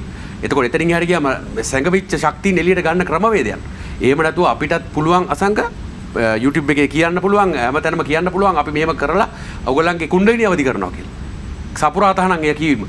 ඒ හින්දා ඒ වගේ බොරු ප්‍රචාර නෙමෙයි අපි කරන්නේ. ඒ හින්දා අප්‍රායෝගිකයි. ක්‍රීඩකයෝ හදලා තියෙනවා. ක්‍රීඩා කරලා තියෙනවා.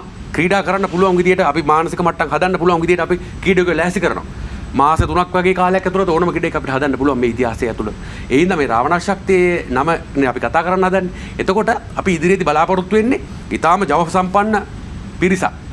ඒ හින්දා අපේ දේශීය ආහාර, වසවිස නැති ආහාර සහ අපගේ ක්‍රමවේදයන් අරහා අපිට පුළුවන් ඇත්තටම ඒ අපගේ ජාතිය නැවත වරක් හොඳ කෙලින් කරවන්න. ඒ හින්දා අපි අනිවාර්යයෙන්ම අපි මේ රාවණ වැඩසටහන කරන ඔබතුමන්ලාට මම ඇත්තටම වේවින් ප්‍රශංසා කරනවා. මිනිසුන් සෑහෙන පිරිසක් මේ බලමින් ඊටාම හොඳින් හොඳ කියනවා. මේම ඕගොල්ලන්ගෙන් තමයි සූර්ය නමස්කාරය ඉගෙන ගත්තේ. ඔළුවට ආවේ යෝග කරන්න කියලා ඔබලා කිව්ව දේවල් වලින් ප්‍රාණයාම කියනවා මීට කලින් අපි දෙයක් දැකලා නැහැ. කොච්චර ඔයගොල්ලෝ කිව්වොත් අපි ගණන් ගත්තේ නේ. ඒක දවසක් කරලා පාද්දි තමයි ප්‍රාණයාම මට තේරුනේ. මගේ වැඩසටහන වල අපි කියලා ඇති සංකල්ප වට තරංග ඕන කෙනෙකුට බලන්න පුළුවන්. ඇයි මේ ප්‍රාණයාම අපි මේ කට කැඩෙනකන් කියන්න කියලා කරන්නේ. එතකොට යෝග කරන්න කියලා කියන්නේ ඇයි? අපි දැන් යෝග ශාස්ත්‍රය ඉගෙන ගන්න ඕනේ පිටරට මේ වීඩියෝ ක්ලිප් එකක් බලලා. එහෙම කරන්න අවස්ථාවක් අපිට ලැබෙන්න හොඳ නැහැ. අපි ඉගෙන ගන්න ඕනේ. පුළුවන් තරම් ගුරුවරු හරහා අපි ලංකාවේ ඉන්නවා දැන් හොඳ ප්‍රවීණ ගුරුවරු. ඉතින් ඒවා ඉගෙන ගත්තට කිසි ප්‍රශ්නයක් නැහැ ඕන කෙනෙකුට ඒකෙන් වෙන්නේ යහපතක්. ඉතින් අපිට තේරෙනවා ඉදිරිය ඊටාම පැහැදිලි. අපිට ඉරිදාවල් 66ක් අපිට හම්බුණා. වෙනදා අපි ඉරිදා විතරනේ අසංක ගෙදර ඉන්නේ. දැන් අපි දවස් 66ක් එක දිගට ගෙදර හිටියා. හොඳ නිවාඩුවක් අපි ගත කරලා ඉන්නේ. නැවුම් ශරීරයක් තියෙන්නේ. වසවිස වැටිලා නැහැ. මනසට වසවිස මුකුත් පීඩනයක් එල්ල වෙලා නැහැ. ඒ හින්දා ලෙඩ වෙන්නේ ගොඩක් වෙලාවට කන කෑම වගේම ඊළඟට තමයි බලපාන්නේ මානසික ආතතිය. එතකොට මේ මානසික ආතතියට බලපාන්නේ ප්‍රශ්න නම් ඒ ප්‍රශ්න මේ පැත්තෙන් අර මේ පැත්තෙන් යවන එක සහ ඒ ප්‍රශ්නෙට උත්තරයක් දීලා කොහොමද මම මේකට ඊළඟට වැඩේ කරන්න කියන එක මානසික මට්ටමට දියුණු කරන්න මේ මොලේ දියුණු කරන්න භාවනාව අනිවාර්යයෙන්ම ප්‍රගුණ කිරීම යුතුයමයි. ඒ හා සමගම ප්‍රාණයාම සමගම යෝග ශාස්ත්‍රය එනවා. ඉතින් කොහොම හරි මේ දෙක කරලා අපේ හෙළ ආහාර රටාව ආයි නැවත වරක් ප්‍රගුණ කරමින් අපිට තියෙනවා අපේ ගෙදරින් අම්මලාට මම කියන්න කැමති අපේ තිබ්බු කෑම නැවත වරක් අපි ගන්න. එතකොට කුරක්කන් ටික අපි දැන් හදලා අපේ ළමයින්ට දැන් අපි කවලා අපි දැන් අයගොල්ලන්ව හොඳ ශක්තිමත් පිරිසක් අපි කරලා ලෙඩ රෝග වලින් අයින් කරමු. අපි දැන් සාමාන්‍ය උදාහරණයකට කියනවා කොල්ලු දෙන්නේ අස්සයින්ට කියනවා. අසංක කොල්ලු අස්සයින්ට දෙන්නේ නැහැ. මේක සුද්දගේ ප්‍රෝඩාවක්. ඒගොල්ලෝ අපිව මේක ඇන්දීමක් කරනවා. කොල්ලු දෙන්න ඕනේ විශේෂයෙන් ගැහණු කට්ටියට. ශාරීරික පුෂ්ටිමත් වෙන්න දරු පැටියා බිහි කරන්න හදන්නේ මව්කුස. මව්කුසට දෙන්න ඕනේ ඊටාම ශක්තිජනක ආහාර.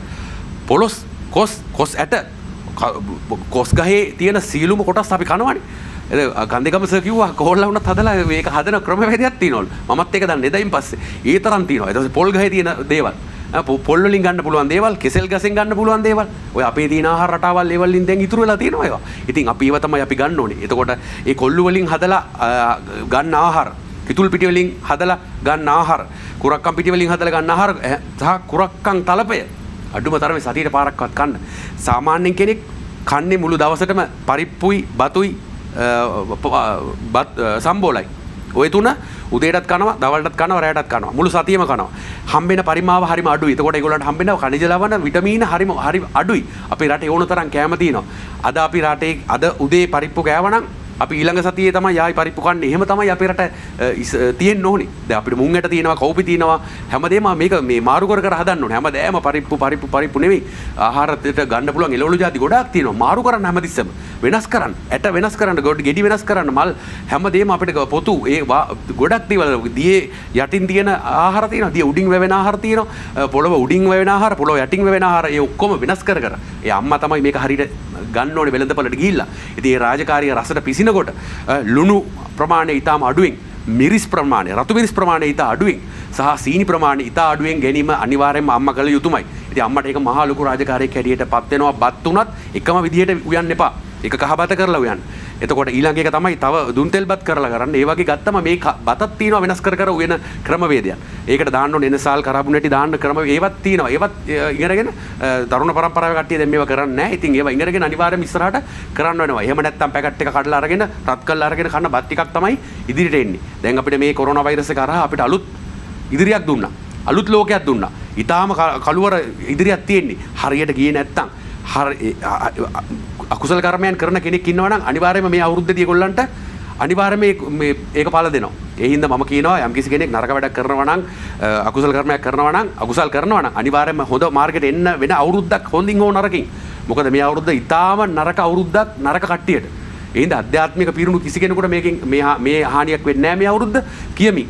අද මගේ ගත්ත දේවල් සියලුම දෙනා තේරුණා කියලා හිතනවා. ඒ හින්දා අපේ දේශීය අභිමානය, ඒ අපගේ ඒ සිංහල පරපුර ශ්‍රී ලාංකිකයන් හැටියට අපි ඉදිරියට ගෙන යාමට අපි බෙහෙවින් විශ්වවිද්‍යාලයට වෙමින් මේ සියත නාලිකාවට සහ ඔබලා සියලු දෙනාට මගේ කතාව අද මෙතනින් මම නවතිනවා. බොහොම ස්තුතියි. දැන් මේ කිව් ආහාර රටාව ඊටාම වැදගත් වෙනවා අපිට. දැන් අපේ මුලටියන සෞඛ්‍ය වෛද්‍ය නිලධාරීතුමා වෛද්‍ය සුමිත් චන්දන ජයවීර මහත්මයා අපි වැඩසටහන මුලදීත් කිව්ව කිසියම් ප්‍රායෝගික අදහසක් ලබා දෙන්න පුළුවන් නම් මුලටියන හවස 6-7 වෙනකොට මුළු ගමම භාවනා කරනවා. මුළු ගමම පන්සිල් ගන්නවා. මුළු ගමම තුන් සූත්‍රයේ කියනවා නොකඩවා මේ මුළු ගෙදරම මේක රටටම අත්හදා බලන්න පුළුවන්, රටටම ගේන්න පුළුවන් මහා වටිනා මෙහෙවරක්. අපිට ඒකට මඟ පාදන්න පුළුවන් නම් බොහොම පිං.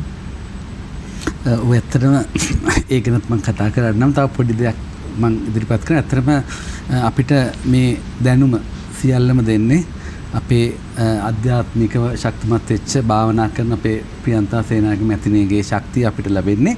ඉතින් එතුමිය මේ පොත ඔබ හෙළ කෘෂි ඉතිහාසය මේක සම්පූර්ණයෙන්ම දෙවිවරුන්ගෙන් ලැබිච්ච දැනුම එතුමිය වචනයට හරවලා තියෙනවා.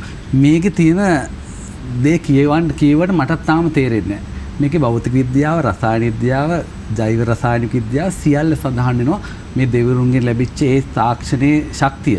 ඉතින් මේක මම දකින්නේ රටේ කෘෂිකර්ම දෙපාර්තමේන්තුව, රජය හැම කෙනෙක්ම මේ පොතේ තියෙන අභ්‍යන්තර ඔබතුමාටත් මේ පොත් බොහොම සීමිත ප්‍රමාණයක් තියෙන්නේ. මමත් මේක දැන් ප්‍රාණයසේ රැකගෙන ඉන්නවා. මම මේක 4-5 පාරක් කියව මට තාම තේරෙන්නේ නැහැ. මොකද මෙතුමලා කිව්වා වගේ ඇල්බර්ට් අයින්ස්ටයින්, චාල්ස් ඩාර්වින් ඒ වගේ අය ගැන අපි කිව්වට මේ අපේ ඉතිහාසයේ අපේ ශක්තිය, ඒ දැනුම මේ පොත හරහා අපිට නිරූපණය වෙනවා. ඉතින් මේක තියෙනවා අපේ වැවයි දාගමයි ගමයි පන්සලයි එදා කෘෂිකර්මාන්තය ගැන කියනවා. ඒක කෘෂිකර්මාන්තයේ වැවක තාක්ෂණය, වැව් බැම්මේ තාක්ෂණය, බිසව කොටුවේ තාක්ෂණය. දැන් පිටරට ඉංජිනේරු ඇවිල්ලා බිසව කොටුවට ඩබල් සැලියුට් ගහුවා කියලා කියනවා. ඒ තරම් ඒකවල තාම හොයාගන්න බෑ. අද මම එතුමියත් එක්ක කතා කරාම එතුමිය කිව්වා මේ බිසව කොටුවෙන් තීරණය වෙනවා කිව්වා ඒ වැව මගින් වගා කරන ගොවිතැන් භූමි ප්‍රමාණය පවා මේ බිසව කොටුවේ පීඩන, ජලයේ පීඩනය මත තමයි මේ මුළු පළාතෙම ඒ තීරණය වෙන්නේ. ඒ වගේ මේකෙන් වගා කරන වී වර්ගයේ පවා මේ බිසව කොටුවේ තියෙන ඒ තාක්ෂණයත් එක්ක බැඳිලා තියෙනවා. ඒකම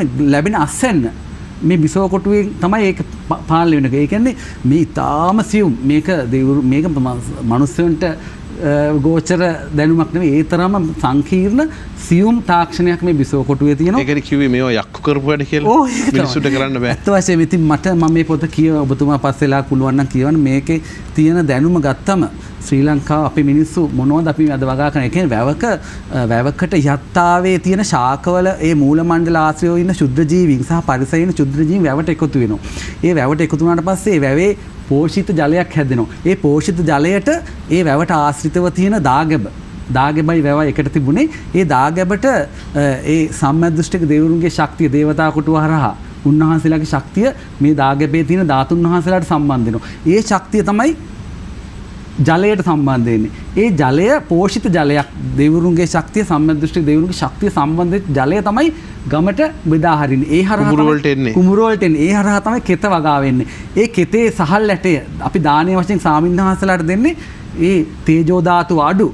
ඒ කියන්නේ ලෙඩ වෙන්න ඉඩකඩ අඩු. ඒ සුවිශේෂ සහල් ඇටයකින් තමයි අපි දානේ පිරිනමන්නේ. එතකොට මේ තාක්ෂණය ලෝකේ කොහේවත් රටක අද අපිට බෝක්කුවක් කැඩුවම හදාගන්න තාක්ෂණයක් හරි අමාරුයි. දවස් 7 ගණන් යනවා. නමුත් එදා මේ ගල් වලින් මේ බිසෝ කොටුවේ තාක්ෂණය ඒ දෙවිවරුන්ගේ ශක්තියත් එක්ක සම්බන්ධ නාග ලෝකයෙන් සම්බන්ධ වෙලා ඒ අපේ ওই ඉහළ ඉතිහාසයේ මතක් වෙනවා. ඉතින් මේ පොතේ ඒ සියල්ල සඳහන් වෙනවා. මේ පොත ලියලා තියෙන ප්‍රියන්තා සේනානායක මැතිනි. හැබැයි මේකේ තාක්ෂණය සම්පූර්ණ දෙවිවරුන්ගේ තාක්ෂණය ඔබට මේ කියනකොට හොඳට තේරෙනවා අපිට ප්‍රඥාවට එන්නේ නැහැ. මේ ඒ කියන්නේ වැවක අවට තියෙන ගහකොළ වල ස්වභාවය, ඒවා ඉතින් විභව ශක්තිය, චාලක ශක්තිය, යාන්ත්‍රික ශක්තිය. ඒ කියන්නේ මේක තැනක සඳහන් වෙනවා මහා මුහුදේ තියෙන තාක්ෂණය තමයි පරාක්‍රම සමුද්‍රයේ තියෙන්නේ කියලා. මහා මුහුද ස්වාභාවික දෙයක්. නමුත් පරාක්‍රම සමුද්‍රය අපි කෘත්‍රිමව හදපු දෙයක්. ඒතර අපේ හෙළයා මේ පරාක්‍රම සමුද්‍රය හැදුවේ මහා මුහුදේ රළ ඒ තාක්ෂණයත් එක්ක. ඉතින් අපි හෙළයා ගැන ඒ තක්තිය දැන් අපි දැන් අර එක සුනිල් එදිරිසිංහ මහත්මයාගේ සින්දුවක තියෙනවා මේ තරම් සිව් මැලිද කළුගල් හිතන්නටවත් බැරි තරම්. ඒතර ඒ නිර්මාපකයා ඒ නිර්මාණය කරපු පුද්ගලයා මහා ලොකු ධනස්කන්ධයක් තිබිච්ච පුද්ගලෙක් නෙවෙයි. එයා කලාවැවේ වැව්තාවුල්ලේ මැටි ගාපු බිමක පැදුරක් වෙලාගෙන හවසට බලන් ඉන්නවා කියලා කියනවා. මැවෙන මියදෙන රළ දිහා බලාගෙන මේ කලාවැවේ. එතකොට ඒ තරම් මේ මිනිස්සු අනිත්‍ය මෙනෙහි කරා. මෛත්‍රියක් තිබුණා. එකතු කරේ නාමයේ ශක්තියයි තිබුණේ. රූපේ ශක්තිය නෙමෙයි මිනිස්සුන්ට තිබුණේ නාමයේ ශක්තිය. අපි දැන් එදා ওই වැව්දාගැබ් කර අපේ ඉතිහාසයේ මුතුන් මිත්තන් ඔබ කියන රාවණ ඉතිහාසයේ මේ මුතුන් මිත්තන් තමන්ගේ පෞද්ගලික පරිභෝජනයට කිසි දෙයක් හැදුවේ නැහැ. ඒ ඇත්තෝ හදපු සියලු දේම ඒ ඇත්තෝ දාගැබ හැදුවේ මතු පරම්පරාවේ නිර්වාණය සඳහා. මතු පරම්පරාවට පාරමීදම් පුරා ගැනීම සඳහා. මතු පරම්පරාවට ඒ දාගැබේ තියෙන ධාතුන් වහන්සේලාගේ ශක්තිය සම්බන්ධ කරලා මතු පරම්පරාව නිර්වාණ අවබෝධය සඳහා තමයි ඒ මිනිස්සු ඒ දාගැබ හැදුවේ. ඒ වැව හැදුවේ මොකටද? වැව හැදුවේ අදට කන්න නෙවෙයි. අද අපි කරන්නේ අපිට අදට කන්න. නමුත් ඒ වැව හැදුවේ අවුරුදු 5000ක් යනකම් බුද්ධ ශාසනයේ තියෙන තාක්කල් කලාව මේ රටේ තියෙනවා. බුද්ධ ශාසනයේ තියෙන තාක්කල් තිසාව මේ රටේ තියෙනවා. ඒ රටේ ඒ මිනිස්සු ඒව හැදුවේ මතු පරම්පරාවගේ ජීවනාලිය හදන්න, මතු පරම්පරාවට පාරමීදම් පුරන්න, මතු පරම්පරාවට නිර්වාණය අවබෝධ කරගන්න අවශ්‍ය සියලු දේ එදා අපේ පුරාණ මිනිස්සු හැදුවා. ඉතින් එතකොට ඒ තාක්ෂණය අදටත් අපිට අභියෝගයක් වෙලා තියෙනවා. ඉතින් එතකොට ඒ වැවේ තියෙන ඒ දෙවිවරුන්ගේ ශක්තිය සම්බන්ධ වෙච්ච ආහාරය අපි දැන් අර පහුගිය වැඩසටහන් වල ඔක්කොම ආහාරය ගැන කිව්ව නිසා අපි හෙළසුවේ ඒ නිර්මාණය කරන්නේ. අපි දැන් මේ කන්නේ අක්කර 4000ක් විතර වගා කරලා තියෙනවා රජරට වැව් ආශ්‍රිතව වසවිස නැති ප්‍රාණඝාත නැති තොර ආහාරයක්. ඒතර ඒ ආහාරය තුළ අපි කැඳ හදලා තියෙනවා හෙළසුවේ. ඒ වගේම අපි මේ දවස්වල කොරෝනා එකත් එක්ක අපි දුම් හට්ටිය ගැන කතා කරා. ඒතර ඒ සියල්ල මේ රටේ ඒ සියල්ල අපිට හරියන්න නම් අපේ මිනිස්සු පංචශීලය ආරක්ෂා කරන පන්සිල් රකින්න ජාතියක් බවට පත් වෙනවා. ඉතින් මේ වැඩසටහන මම දකින්නේ මං නැවත කියන්නේ මිනිස්සු පන්සිල් රකින්නම කියන එක. මොකද ඒ සීලේ ශක්තිය තමයි මේ රටට අවශ්‍යලා තියෙන්නේ. මෙතුම කිව්වා වගේ භයානක කාලයක් මොනම දෙයකටවත් අපිට මුහුණ දෙන්න පුළුවන් ධර්මයේ ශක්තිය අපිට තියෙනවා. ඒ ධර්මය අනුගමනය කරන්න. ඔබතුමා මේ බෝධි වන්දනාව ගැන පැන්කලගෙන මගේ ඒකටත් මම පොඩි උත්තරයක් දෙන. එතෙන්දී මගේ යාළුවෙක්ගේ අම්මා දඹදිව ගිහිල්ලා ජයශ්‍රී මහා බෝධින් වහන්සේට කිරි කල අරන් යනවා. යනකොට ඒ යාළුවා කිව්වා අම්මා කෝටුවකට අරන් යන්නේ. ඒ රුක්ෂේ නාවන්න යනකොට කෝටුවක් අරන් යන්නේ. කෝටුව අරන් යන්නේ මේ කිරි කලය ඉල්ලන්න හිඟන මිනිස්සු වෙනවා. ඒතර හිඟන්නට ගගහ තමයි යන්තම් ගිහිල්ලා අරකන ඒ ජයශ්‍රී මහා බෝධිය නාවන. එතකොට ඒ බෝධි වන්දනාවෙන් ඒ දැහැවීමෙන් වැඩක් වෙන්නේ නෑ. අපේ සීලයත් එක්ක තමයි නැහැවීම. අපි කිරි කලින් නැහැවුවේ නැති වුණාට කමන්නේ අපිට ඒ ශක්තිය සම්බන්ධ කරන්න පුළුවන්. අපි පැන්කල ගානෙන් නෙවෙයි අපිට තීරණය වෙන්නේ ඒ පැන්කලයේ පුද්ගලයාගේ ශක්තිය තමයි අපිට මෙතෙන්දි සම්බන්ධ වෙන්නේ. ඒ නිසා මම විශේෂයෙන් හෙළසුවේ වශයෙන් අපිට විශාල වශයෙන් මේ දැනුම් සම්භාරය අපිට ලැබෙන්නේ විශේෂයෙන්ම මෛත්‍රී බෝසත්යන් වහන්සේ සම්මදෘෂ්ටික දැනට නාත් දෙවියන් වශයෙන් වැඩ ඉන්න ජීවමානව උන්වහන්සේ අපේ ගුරුවරයන් වහන්සේ ජීවමාන ගුරුවරයන් වහන්සේ උන්වහන්සේගෙන් ප්‍රියන්තා සේනානායක මැතිණිහර අපිට මේ දැනුම ලැබෙනවා. ඉතින් මේ වැව් තාක්ෂණය මේ පොත ගැන විශේෂයෙන් මම සඳහන් කරේ මේක ලංකාවේ මම හිතන්නේ හැම කෙනෙක්ම හැම පාලකයෙක්ම කුෂිකර්ම අමාත්‍යාංශයේ ඇමතුමා ඇතුළු සියලු දෙනා මේ පොත කියවන්න ඕනේ. මොකද මේකේ තියෙන්නේ අපේ රටේ ඉතිහාසය, අපේ ප්‍රෞಢත්වය, අපේ රටේ තිබිච්ච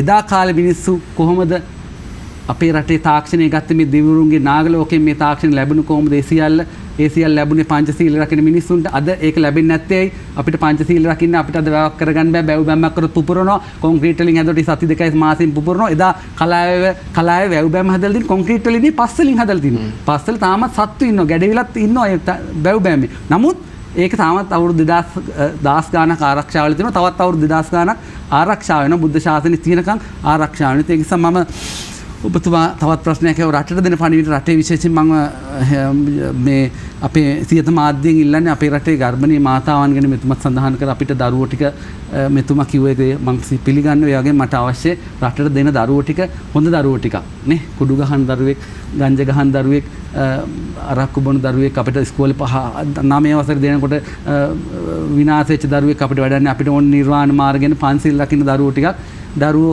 දැන් වර්ෂයකට සාමාන්‍ය ගර්භණී අම්මලා 1,50,000ක විතර ලංකාවේ දරුවෝ බිහි කරනවා. ඒතර ඒ අම්මලා ටිකට මොන හරි වැඩසටහනක් මම විශේෂයෙන් අපේ ප්‍රියන්ත කාර්ය පෙරුම් මැතිතුමාගේ විශේෂයෙන් ඉල්ලන්නේ අපිට මේ ගර්භණී මාතාවන්ට භාවනා වැඩසටහනක් වගේ දෙයක් හැමදාම අපි සතියකට සැරයක් විතර අපේ විශේෂයෙන් සම්පත්දායකයෝ ඉන්න හොඳ සම්පත්දායකයෝ හෙළසුවේ ඉතින් සම්බන්ධ කරලා පුළුවන් නම් මේ රටේ අනාගත දරු පරම්පරාව මෙතුම කිව්ව විදිහට අපිට ඒ දරුවෝ ටික අවශ්‍යයි. හැබැයි ඒ දරුවෝ ටික හොඳ දරුවෝ ටිකක් වෙන්න ඕනේ. නිර්වාණ මාර්ගයෙන් පන්සිල් රකින්න දරුවෝ ටික මේ රටට දායාද කරගන්න ඕනේ. ඉතින් මම අනිත් සෞඛ්‍ය වෛද්‍ය නිලධාරීවරුන්ට ඒ වගේම රටේ සියලු දෙනාගේ ඉල්ලන්නේ අපිට මේ තනතුරු නෙවෙයි අපි තනතුරු දාලා යනවා. අපිට ඉතුරු වෙන්නේ අපි මරණ වෙලාවට අපිට බය නැතුව මරණයට මුහුණ දෙන්න පුළුවන් විදියට අපේ නාමයේ ශක්තිය, සිතේ ශක්තිය ඇති කරගත්තොත් ඒ කියන්නේ දැන් ඔබතුමා කිව්ව රාවණාන යලි නැගිටීමක් ඒ නැගිටින්න නම් අපේ ගර්භණී මාතාවන්ගේ කුසට ඒ ඇත්තෝ වඩින්න ඕන. වඩින්න නම් ගර්භණී මාතාවන් පංචශීල රකින්න නිර්වාණ මාර්ගයෙන් අම්මල ටිකක් ඕනේ. ඒ අම්මල ටික හදාගන්න අපි විශේෂයෙන්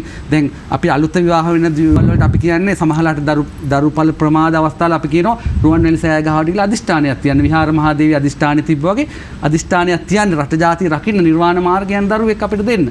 ඒ අදිෂ්ඨානෙ ගොඩක් වෙලාට අපිට සාර්ථක වෙලා තියෙනවා අපේ අත්දැකීම. ඒ වගේම අපේ රෝග පැත්තෙන් ඒ වගේම ගොවිතැන පැත්තෙන් හැම පැත්තෙම අපි හෙළසුවේ තාක්ෂණය ඉතාම ප්‍රායෝගිකයි. දැන් උදාහරණයක් වශයෙන් පහුගිය දවස්වල අපි මුල්ලටින සෞඛ්‍ය නිලධාරී කාර්යාලයේ ගොවිතැන් වැඩ කරා. එතකොට මුලින් පස කොටනකොට ගැඩවිල්ලක් නැහැ. නමුත් අපේ ගොවිතැනට ඖෂධ මිශ්‍රණය දාලා සතිය යනකොට මෙන්න හැමතැනම ගැඩවිල්ලෝ. ඒක ප්‍රායෝගිකයි. ඒ වගේම සමහර රෝගීන් ඉන්නවා හෘදයාබාධ බයිපාස් කරන්න කියලා ඉන්න අවස්ථාවල අපේ හෙළසුවේ නිල වෙදකම කරාට පස්සේ ඊට පස්සේ දැන් ඉංග්‍රීසි වෙදකමේ බයිපාස් කරන ලෙඩාගේ ඇතුලේ ඇතිවෙච්ච ඒ කියන්නේ බ්ලොක් එක අයින් කරන ක්‍රමයක් අපේ නෑ. අපි කරන්නේ තාවකාල බයිපාස් කරන කපලා අයින් කරන ක්‍රමයක් අපේ තියෙන. නමුත් අපේ පාරම්පරික හෙළවෙදකමේ තියෙන ඒක ඒ ප්ලාක් එක අයින් කරන ක්‍රමවේදය. ඒක නිසා මම කියන්නේ ඒක උත්තර ඉන්දියාවේ වෙදකම් වේවා අපේ රාවණයන්ගේ හෙළවෙදකම් වේවා නැත්නම් අපේ හෙළකම් ඒ මොන හරි ක්‍රමයකට අපිට අපේ රටේ මිනිස්සු මේ ක්‍රමයට නිරෝගී කරගන්න ඕනේ. ඒ නිසා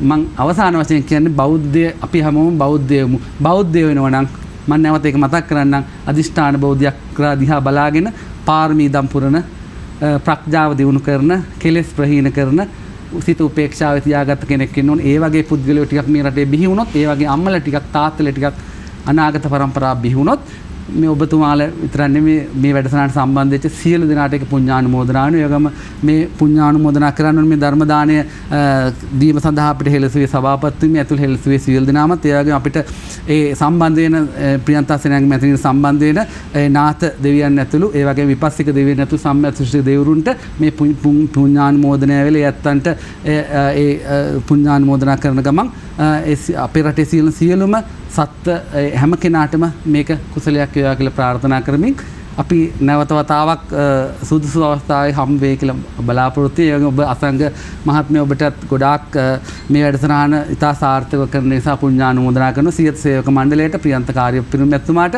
ඒ වගේම රොෂාන්ත කාර්ය පිරිමැතුමා ඇතුළු පවුලේ අයට ඒ සියලු දෙනාටවත් පුණ්‍යානුමෝදනා කරමින් මම නිහඬ වෙනවා. තෙරුවන් සරණයි. බොහොම වටිනා කතා බහක්. ඒ නිසා කිසිම බාධාවකින් තොරව මමත් කිසිම ප්‍රශ්නයක් ඇහුවේ නැහැ. ඒක ඊටාම වැදගත් වෙනවා. ඒ කතා කරන්නේ අපේ හදවතට. ඒවා අපි ප්‍රායෝගිකත්වයට ගෙනවොත් අපිට යහපත් ජීවිත ගත කරන්න පුළුවන්.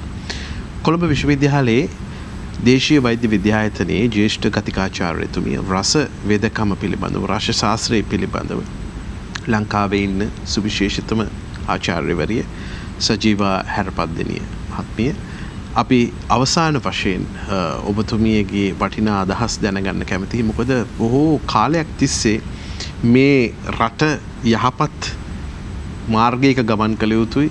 මිනිසුන් යහපත් කටයුතු වල යෙදිය යුතුයි. මිනිසුන් නිරෝගී විය යුතුයි. මිනිසුන් මේ දේශීයව අප සතු වටිනාකම් වලින් උපරිම ප්‍රයෝජන ගත යුතුයි කියන මතය ඔබතුමිය දිගින් දිගටම සිහිපත් කළා. ඒ නිසා අවසාන වශයෙන් ඔබතුමියට මේ සමස්ත ශ්‍රී ලාංකික ජනතාවට දෙන්න තියෙන පණිවිඩය කියන්නයි මේ අවස්ථාව. ඇත්තටම මට මෙතෙන්දි කියන්න පුළුවන් දැන් මෙතන අපේ විද්වත් මණ්ඩලයේ හිටපු වෛද්‍යතුමා ඒ වගේම අපේ හිතවත් තුනි මහත්මයා මේ විශේෂයෙන්ම කතා කර අපේ දේශීය ආහාර සංකල්පය ගැන. ඇත්තටම ඒක අනිවාර්යයෙන්ම අපි පුරුදු පුහුණු කරගන්න ඕනේ. දැන්වත් මිනිස්සු තේරුම් ගන්න ඕනේ අපේ මේ යන ජීවන රටාව මේ ආහාර රටාවෙන් වෙනස් වෙලා අපේ තිබුණු පැරණි දේශීය ආහාර රටාවට නැවතත් යන්න ඕනේ. මම මෙතෙන්දි විශේෂයෙන්ම කියන දැන් ජාන සම්බන්ධව කතා කරා. ඒ ජාන ගත්තාම හෙළයන්ට විශේෂ ජාන වර්ගයක් ගැන ඔබතුමා කිව්වා. දැන් ඇත්තටම දැන් අපේ ආසියාතික රටේ දැන් ශ්‍රී ලංකාවේ අපි සියලු දෙනාට යම් ජාන රටාවක් තියෙනවා. ඒ ජාන රටාවට අනුකූලව තමයි අපි ආහාර වර්ග ගන්න ඕනේ. අපි ඒ ජාන රටාවෙන් මිදිල් ජාන රටාවට අනවශ්‍ය විදිහට ආහාර ගන්නවා නම් අනිවාර්යයෙන් මේව තමයි අපි කලින් කතා කරපු අර කිසිම ප්‍රතිකර්මයක් හොයාගන්න අමාරු රෝග තත්ත්වවලට එහෙම නැත්නම් අද අපි කියනවා බොනෝන රෝග තත්ත්ව ඒවට ඊටාම තදින් බලපෑමක් ඇති කරන්න පුළුවන් ඒ විශේෂයෙන්ම මේ ආහාර. ඒක නිසා ඇත්තටම අපි අපේ රට ඊටාම විශේෂයෙන්ම කෘෂිකාර්මික රටක් අපේ විවිධාකාර ආහාර වර්ග වලින් සොයම් පෝෂිත රටක්. එතකොට අපිට පුළුවන් අපේ දේශීය ආහාර වර්ග විවිධාකාර විවිධ සංස්කරණ වලට ලක් කරලා අපි පාවිච්චි කරන්න. විශේෂයෙන්ම අපේ ආයුර්වේදයේ මේ විවිධ සංස්කරණ පවා කරන ආකාරය දක්වලා තියෙනවා ආහාරවල. රෝගීන්ට කොහොමද ආහාරයක් ලබා දෙන්නේ? ඒ ආහාරවල මොනවද කියන සංස්කරණ ක්‍රම මේකෙදි විවිධ කැඳ වර්ග ඒ වගේම විශේෂයෙන්ම අපි අද සුප් ගැන කතා කරනවා. ඉතින් ඒ වගේ විශේෂයෙන්ම ආයුර්වේදයේ විවිධ ධාන්‍ය වර්ග වලින් හදාගන්න යූෂ කියන නමින් විවිධාකාර සුප් වර්ග මේ ආකාරයෙන් අපි අද වර්තමානයේදී දකින ආහාර සංස්කරණ වලට වඩා ඊටාම හොඳ ආහාර සංස්කරණ අපේ වෛද්‍ය ක්‍රමයේ දක්වලා තියෙනවා. ඒ හින්දා අපිට පුළුවන් ඒවා පාවිච්චි කරන්න. ඒ වගේම අනිත් එක තමයි අපි හැම වෙලේම අර අපේ ආධ්‍යාත්මික ගුණවගාව ගැන නිතරම අවධානය යොමු කරන්න ඕනේ. මොකද අපේ ඊර්ෂ්‍යාව, ක්‍රෝධය, වෛරය මේ විදිහ වගේ දේවල් තියෙනවා නම් අපේ තියෙන ශරීරයේ විවිධ රසායනික ද්‍රව්‍යයන්ගේ වෙනස් වීම ඇති වෙන්න පුළුවන්. ඒවා අපිට කවදාවත් හොඳ කරන්න බැරි රෝගවලට මූලාරම්භක වෙන්න පුළුවන් මේවා වෙනස් වීම නිසා. ඒක නිසා අවසාන වශයෙන් මම කියන්නේ අපි නැවතත් අපේ පුරුදු පරණ ජීවන රටාවට නැවතත් යොමු වෙනවා නම් තමයි වඩාම සුදුසු. ඒ සුපුරුදු ජීවන රටාවට යොමු වීමේ සිහිපත් කිරීමත් එක්ක වැඩසටහන අවසන් කිරීමට පෙර අපි විශේෂයෙන්ම ස්තුතිවන්ත වෙනවා. ඊටාම නිදහස් කාලයක් අවසන් කරලා තමන්ගේ විශ්වවිද්‍යාල කටයුතු දරුවන්ට මේ අධ්‍යාපන ලබා දීමේ කටයුතු ආරම්භ වෙලා ඉතාම කාර්යබහුල වුණත් මේ දිනවල රට විවෘත කළා පමණයි. තමන්ගේ සේවයත් එක්ක විශේෂයෙන්ම මේ දිනවල බොහොම සාකච්ඡා විවිධ සැලසුම් කටයුතු තියෙද්දී මේ වැඩසටහනට පැමිණි කොළඹ විශ්වවිද්‍යාලයේ දේශීය වෛද්‍ය විද්‍යායතනයේ ජ්‍යෙෂ්ඨ කතිකාචාර්යතුමිය රස ශාස්ත්‍රයේ පිළිබඳව අපිට ඉන්න ප්‍රවීණතම ආචාර්යවරිය සජීවා හැරපද්දනිය මහත්මියට නිදුක් නිරෝගී චිරජීවනයේ ලැබේවා කියලා ආශිර්වාද කරනවා. ආයුෂ බොහෝ වේවා. අපේ රටේ ජනතාව විශේෂයෙන්ම මාතෘත්වයේ බලාපොරොත්තු වෙන ගර්භණී මාතාවන් ඇතුළු රටේ මුළු මහත් මව්වරුන්ට යහපත් අනාගතයක මංපෙත් විවර කරලා දෙන දහමටම බැඳුණු බොහොම වටිනා කලාතුරකින් හමු වෙන ජීවකයන්න් විදිහට එතුමන්ව හඳුන්වන්න පුළුවන් මුලටියන සෞඛ්‍ය වෛද්‍ය නිලධාරීතුමා හෙළසුවයත් එක්ක බැඳුණු මිනිසුන්ගේ සිතේ සුවය වෙනුවෙන්ම කටයුතු කරන වෛද්‍ය සුමිත් චන්දන ජයවීර වෛද්‍යතුමනි නිදුක් නිරෝගී චිරජීවන ලැබේවා. ආයුෂ බොහෝ වේවා. බොහෝ ස්තුතියි ඔබතුමාගේ පැමිණීමට. අපේ රටේ මිනිස්සුන්ට හුස්ම ගැනීමේ වටිනාකම. හරි හුස්මක් ගත්තොත් ඒ හුස්මත් එක්ක ජීවිතේ බොහෝ කල් අපිට හුස්ම ගන්න පුළුවන් වේවි. ප්‍රාණයාම පිළිබඳව, නිර්මාංශ ආහාර රටාවේ තිබෙන වැදගත්කම පිළිබඳව ලංකාවේ සුවිශාලතම කාය වර්ධන මධ්‍යස්ථානයේ ප්‍රධාන පුහුණුකරු ඔහු නිරන්තරයෙන්ම පැහැදිලි කරනවා මේ වටිනාකම් පිළිබඳව. ලංකාවේ ප්‍රධානතම රාවණා දෙවොලේ පෙරමුණේ රාළ ලෙස කටයුතු කරන අපේ ටෝනි ජයවර්ධන මහත්මයාට නිදුක් නිරෝගී චිරජීවනය ලැබේවා කියලා ප්‍රාර්ථනා කරනවා. ආයුෂ බොහෝ වේවා ඔබතුමාට. ඉතින් මේ වැඩසටහනත් එක්ක අපිත් එක්ක අත්වැල් බැඳගන්න අපිත් එක්ක සහසම්බන්ධ වුණ ඔබ සියලු දෙනාට නිදුක් නිරෝගී චිරජීවනයේම වේවා කියන ප්‍රාර්ථනාවත් එක්ක ඊටාම යහපත් ජීවන රටාවක් ගත කිරීමට මේ අලුත් ජීවන රටාව එහෙම නැත්නම් අපි මේක හඳුන්වනවා නිව් නෝමල් කියලා මේ නව ජීවන රටාවත් එක්ක මේ ලෝකයට ඇති වූ තත්ත්වයත් එක්ක අපි යහපත් මිනිසුන් වෙමු යහපත් ආකල්ප නිරන්තරයෙන් පතුරවමු අපි පෙර තිබිච්ච ජීවන රටාවට නොගොස් මේ අලුත් ජීවන රටාවත් එක්ක අලුත් ලෝකයක් ගොඩනගන්න අපේ රටේ ඉතිහාසයේ උරුමයන් එක්ක අපි යහපත් පරපුරක් බවට පත්වෙමු අනාගතයේ දවසක අපි මේ මවපු මේ නිර්මාණය කරපු නව ජීවන රටාව පිළිබඳව අනාගතයේ දවසක අපි නැතත් මේ රටේ දරුවෝ කතා කරයි එමනම් ඔබට සුවදායක රාත්‍රියක් ගිහින් එන්න